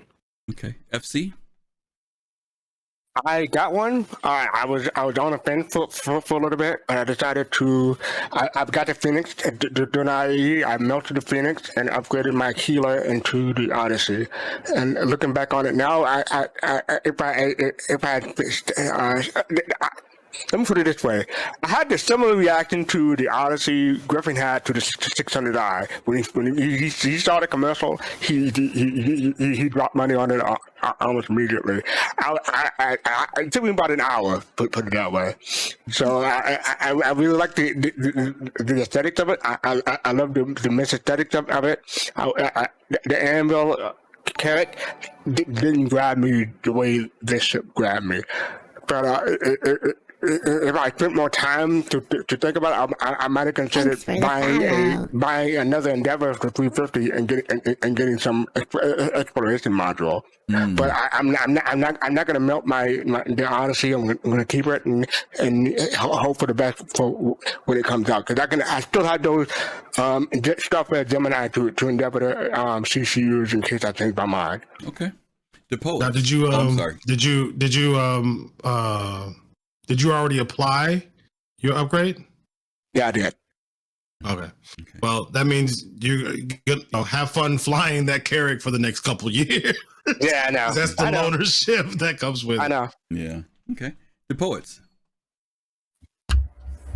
So I'm really methodical when it comes to like these new ships and how it fits into my vision of the future gameplay that we don't know much about, right? So everything that you said, Griffin, about the Carrack being different from the Odyssey is what I've been talking to all of my org mates about, you know, because a lot of people, even just like concierge chat and stuff, they were saying like, oh, this is like, why get a Carrack? Just upgrade right away. I'm like, there's more to this. Like CIG wouldn't just put out a better Carrack and the Carrack's useless. Like, so I spent some time really going through it, and everything about the Odyssey is something that just, it's different from the Carrack. So I see it as, for me, my Carrack is my home, right? That Carrack is home. That's it.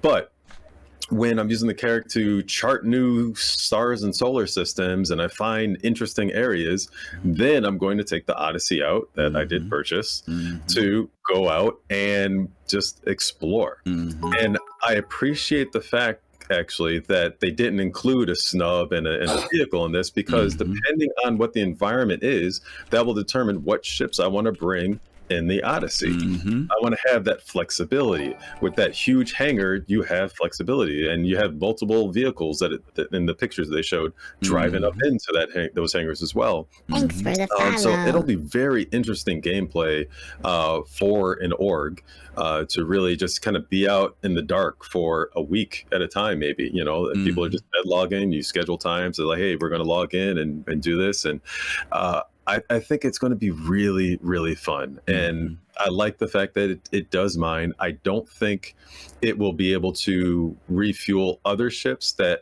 are not capable of landing in the hangar. All right. Hangar quality ships, it'll be able to refuel, I believe. So I don't want people to jump the gun and just be like, oh, no, why get a character? No, these are just two different ships, and they work hand in hand together. They're partners. That's what they are. Let me throw this in too before I move to Kai. You know what ship I think should partner with that ship? Because a lot of people are like, oh, the character they gave it to Pisces. The Sin is the perfect ship for that ship. It fits in it. It's science research. It has a quantum drive, and it gives it purpose. That ship for probing, if you're up, like you said, in orbit somewhere and you want to send that one down and do scanning, all that other stuff, and come back up, to me, that is the perfect MISC ship to go. But to your point, any other ship can go in there too, because it's a nice size hangar. But if there was a ship that I would marry to it, I would easily marry the Sin to that particular ship. Let me jump to Kai. Kai, any thoughts on the Odyssey? Well, I mean, as always, Griff is, you know, intelligent and eloquent in how he explains all of this, and I appreciate that. As Abdi and DaPoets kind of were hitting on the point, I think people should expand their vision and not see the Odyssey as the Carrack killer, but rather as the Carrack builder, in that I think if you pair an Odyssey with a Carrack, you have the full range of capabilities. Now you are mission capable from a defense standpoint. You have the ability to theoretically, you know, produce fuel that you can then figure out some way to get from A to B. Like they complement each other so well that I think that they are the king and queen of the exploration gameplay loop. And I think that one without the other is just missing a bunch. I think you want to have them both. But you came here for the Marine to give you a silly one-liner. So let me just say, I'm just glad we got, as space nerds, something called Odyssey this year that didn't suck. Mic drop, I'm out. Thanks for the follow. Yeah, last time something came out that was called Odyssey, I changed the games. I will be pairing my Odyssey with my Endeavor, probably. It's interesting. That's interesting. Yeah, I guess, can we ask that question? Like, so some people are saying, why would I have an Odyssey when I have an Endeavor, which no one has either, because none of them are in game. But what do you think about that, when you can get an Odyssey for $350? Or I'm sorry, get an Endeavor for You know, here's the deal. They're different. Here's the deal, right? I mean, we can say, why get a Lexus when you can get an Infinity? I mean, you know, everything has its own slight differences, which makes people buy what they buy. And there may be some people who honestly buy the MISC, like Fastcart, the aesthetics and what it does means something to them. There are other people who that military history of the Carrack, along with what it does, means something to them. There are people who want to do the drone operation. They want that cartography area. It means something to them. There are other people who say the fact that I can go out and stay a little longer, and if I can mine Quantanium and make sure my ship is fueled and I've got a bigger hangar, that means something to them. So I don't think there's a right or wrong. I think some people are going to have both. Some people might melt. Some people might buy. Some people might say, I'm not buying it. You know, whatever works for your gameplay is it. I hate this thing that people think that it has to be one way or the other. You know, that's Chris and I were trying to create opportunities for everybody's personal vision for how DaPoets, you said it earlier. How do you see your gameplay in space? You know, that's the thing. How does each player see what they want to be able to do? And if the Carrack does it, or if the Endeavor does, I got an Endeavor, but I bought this thing, and I got a Carrack too. You know, I do. You know, I mean, but when I look at each one of those ships, I don't look at any of them and say this does what the other one does. I don't. That's like somebody trying to tell you that their type of pizza is the best. Whatever you eat, what you like, and it ain't nobody else's business to you know, tell you you're doing it wrong. If you're happy, you're happy. Right. Yeah. Oh, you're doing it wrong to put pineapple on pizza. No, I'm kidding. Start trying to bring a whole nother conversation into this. I'm just kidding. All right. Yeah. At the beginning of this show, I told this. Griff, oh, man. Gomab, my fault, brother. I'm sorry, my brother from another mother. Go ahead, man. Give me your feelings on the Odyssey.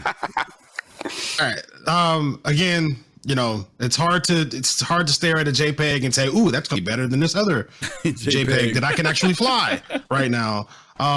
Like you said before, a lot of the value of the Carrack is going to be is currently locked behind the Handwavium modules that will be coming in the future, right?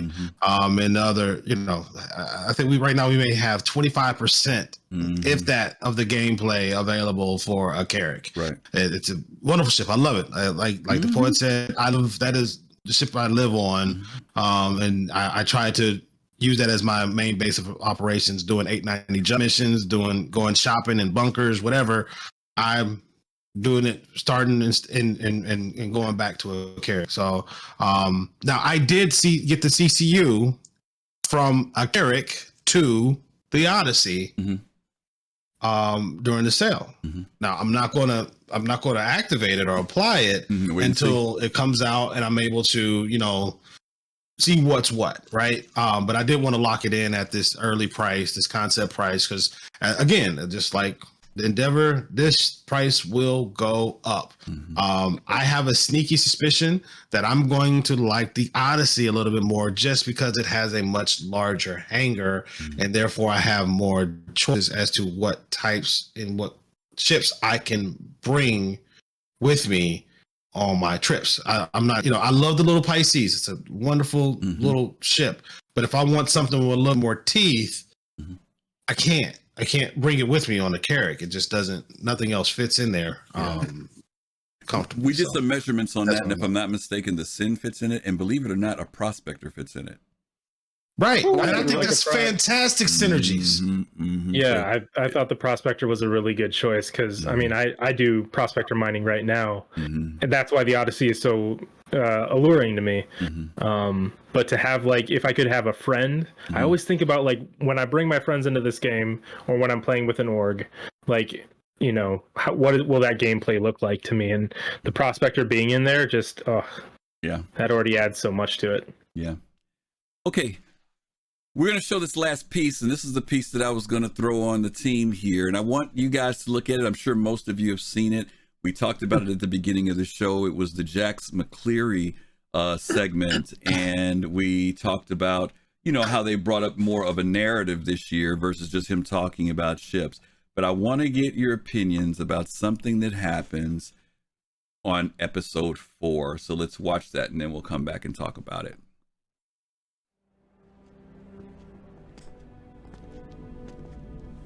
There it is.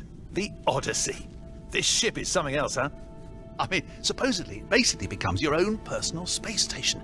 Imagine just taking this thing out as far as you can, dropping anchor and just living. I mean, that's it, Jimmy. The Whitleys just got their hands on an Odyssey prototype. I'm sure they wouldn't mind if I borrowed it, you know, for a little sabbatical someplace. I don't know, like the Pyro system. Yeah, or someplace like that. I mean, someplace where no one will bother me. I need to get my head straight before next season. If I even make it back, that is. Okay, everything is looking good. This is it. I'll miss you too, Jimmy. But don't wait up for me, mate.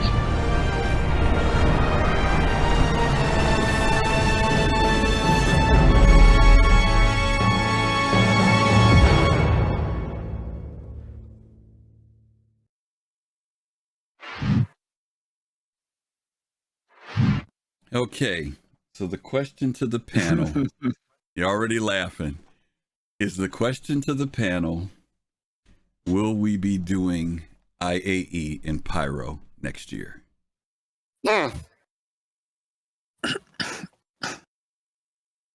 Maybe. I don't know. the thing I got from the commercial is, wait, the Odyssey is already in game. You just saw it. Okay. That's what I got from the commercial. Okay. All right. So let me elaborate on the question. There was a lot of dialogue about him when he said he's going to go to Pyro, and Jimmy reacted to him doing that, and he said that I'm going to go. Maybe you'll see me again. So do you think that there will be something tied to us seeing Pyro? October Tied next year, November next year.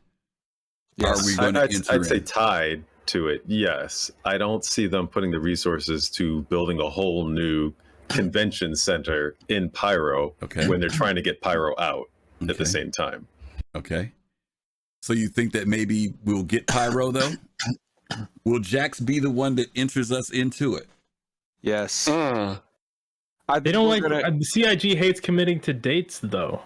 But see, they like leaving was things the point. open so that if they need to back out, they can back out. Which That is was the fine. point. It's development. This is that cheeky hint, and maybe it builds to it. And if it doesn't, they can go, "We didn't mean that." But I think I think Griff is exactly right. I think what we're gonna see at next year's SitCon is, boom, here it is, and the show floor is gonna be on whatchamacallit, the Gas Crusader, but on Orison, but but like the remotes and whatnot, Jack's gonna be in Pyros tooling around. And I gotta say, when you saw the back of that Crusader, if you didn't love it already, tell me, look at the clip of the back of that Crusader there for like 5 seconds flying around. Tell me that didn't look the Odyssey, you mean? Yeah, the Odyssey. Tell me that didn't look like the flying Winnebago from Spaceballs. Come on, man. That was great. I'm telling you, think I'm joking? Let me go back to the video. I want to show you guys something. I'm gonna turn the volume off, and I want you to see something here. Okay. I want you to notice when his ship is leaving, he is leaving in a traffic lane of ships going to and from. Look. That's a jump. Yeah, that's a jump. There are ships coming from that direction. Is it a ring? Too. It looks like a ring to me. But there are Isn't ships. that a javelin that he just wrote? Yes, that was a javelin. But there are ships that are coming from there as well as he's going there. Yep. Mm-hmm. That was a hammerhead down there. Yep. Oh no. Oh yeah. So, will Citizen Con allow us to? I think the easy Pyro? answer is they're going to show a lot of Pyro at the next Citizen Con. But for players to actually be in Pyro, I think they have a deadline that they're going to have to do their best to hit. Okay. And if anything, I think it'll be, here's a ton of Pyro stuff, and it's coming soon. Mm-hmm. I'm just gonna put. I would find I'm just gonna put back on Abby a little bit. He said that CIG doesn't like giving dates. They don't like giving dates now. Before 2016, they always gave dates. Right. Yes. That's what I mean. They've changed. Yeah. I think next they've learned. I think next year's SitCon is going to be a 1-2 punch of, number one, here's a lot of remote shots of McCleary and other whatever doing stuff in Pyro. And number two, like that's going to be your left jab. And then the right hook to close it is going to be, oh, and by the way, for Christmas, Squadron 42. Okay. Next Christmas, a year and 2 months from now. Yeah. Okay. Oh, we didn't bring this up, but they already have a date for CitizenCon, or at least a placeholder for CitizenCon in LA. Yeah, but we're not going to bring that up tonight because that's a placeholder. Okay. Let's hold that one because we don't want folks to do what we did last time. So we'll wait on that, but we will bring that information. I will put it there for y'all that are going to be coming to CitizenCon. Mm-hmm. I am a member of a very nice cigar lounge in LA. All right, come on through. Oh, you got my attention. Okay. Okay, that sounds good. I am bourbons. Yeah.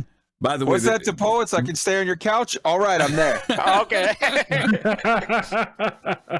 All right. Well, we had a lot of fun tonight. We shared a lot of information. Thank you all so much for your patience tonight. I know we had a little drop with Twitch tonight, but you guys hung in there with us. To all those who rated us tonight, I can't even remember who all the people were that rated us now. I don't even remember now, but thank you all for the raids, and those of you who followed, those of you who subscribed. In the month of December, we're going to be doing a special promotion. We want to get our YouTube channel built up more. We have a lot of people who come here, and you guys come out and hang out with us every week. But our YouTube channel, we don't live stream there. We just kind of record these shows and they go there. And we want to hit over our 1,000 mark. And so we're a little over 750, 760, I think, right now. During the month of December, we are going to push for that to go to 1,000. If we hit 1,000, we're going to give away a Roberts our RSI Phoenix. We're going to give away a Phoenix to a lucky winner. We may give away more than that. We were trying to do the Odyssey, but that Odyssey's so controversial. I don't know if we're going to give that away. But anyway, we're going to give away a Phoenix. And expensive. Yeah, we're going to give away a Phoenix. And so for those of you, wow, Witch Space, thank you for the 5 gift subs. Thank you so much. So for those of you who, if you're not on our YouTube, we're going to ask that you would go there, like, subscribe, and this only in the month of December. Do not do it now. Leave a comment, and I'm going to put out a video for it as well. So after December 1st, if you just put a comment in, hey, I'm here, hey, whatever you want to say, as long as it's nice, say whatever you want to say. And you'll be automatically entered into the contest for that. And that'll be for the month of December, after December 31st. And then we'll do the drawing toward the end of the month or beginning of January. And we'll let you know who the winner is for the Constellation Phoenix. Other than that, I want to say thank you to all of the people. DaPoets, we wore him out. First time here, and he's on the longest running show I think we've ever done. So thank you for hanging in here with us, man. We really appreciate that. Kai, my pleasure. Lots of fun. Kai, you were in the clutch. You covered with us tonight. Thanks for stepping in, man. It's always great to have you here with us. Mr. New World Man, he is always on his new world. And to Abdi, Fastcart, and Gomab. I know you guys hung in late. Gomab, I know it's getting late for you. You got to work tomorrow. I know, but thank you so much for hanging in there. What? Somebody say something about the Drake? Yeah, I know. Boogie, thank you. Greek Coles, thank you. One Night Bay, thank you. Lobster Mac, I like Lobster Mac. Thank you. Lobster Mac and cheese. And on top of that, thank you guys for following, and for all the subs, everybody who's been here tonight. Hopefully we'll see you guys on Thursdays. Fastcart, why don't you tell everybody a little bit about what else we do here? That would be kind of cool. Well, on Thursday we have a show called Soul Talk. It starts at 10 p.m. Eastern. That's 3 a.m. UTC. We basically have a talk with the Star Citizen community. We talk in Discord. We have a link down below. Just come and join us and talk about whatever is happening that week. So that's on Thursday, 10 p.m. Eastern. Next Sunday, we will be talking OG Citizens. Oh yeah, that'll be a fun show. 8 p.m. Eastern, December 5th. So that'll be a great show. You want to fill them in on what that show is about? Yeah, the OGs. That's the original gamers. Everybody on the panel that week will be over 50, which means all these jokers will be gone except for me. And we're going to be talking about our feelings about Star Citizen and about gaming and, our vision for what we've seen this game over decades, because I've been playing games for over 40 years. So we're going to talk about that next week. We're going to have Algrid on with us. We're going to have Jawa on with us. Cosmic Trader is going to be on, and myself. Cosmic Trader is in his 70s, and he is actually in love with this game, so it's going to be a lot of fun next week. So hopefully get you guys off my lawn. Get off my lawn. Next week's show sponsored by the AARP and Metamucil. That's right. That's basically what it is. That's Geritol, whatever else you want to call it. That's all right. That's all right. That's gonna be so cool, though. I love that. It's gonna be fun for you millennials to learn a little bit. So yeah, we're gonna have a good time. Now, really, we hope you guys can join us next week on Thursday and Sunday. And again, thanks to all our guests and our hosts that are here tonight. You guys have a safe weekend. We are going to be raiding. Guess who we're going to raid? DaPoets. Papadopoulos. We gonna hit your boy, so you make sure we let them know we sent them some of your love over there. You guys give a shout out to Papadopoulos. We've rated him before. Send some love to him. If you like what you see, follow him. Tell him that you came from the Soul Citizens. And as always, we tell you guys every week, peace, love, and soul. We appreciate you. Take care of yourselves. We'll see you soon. Peace.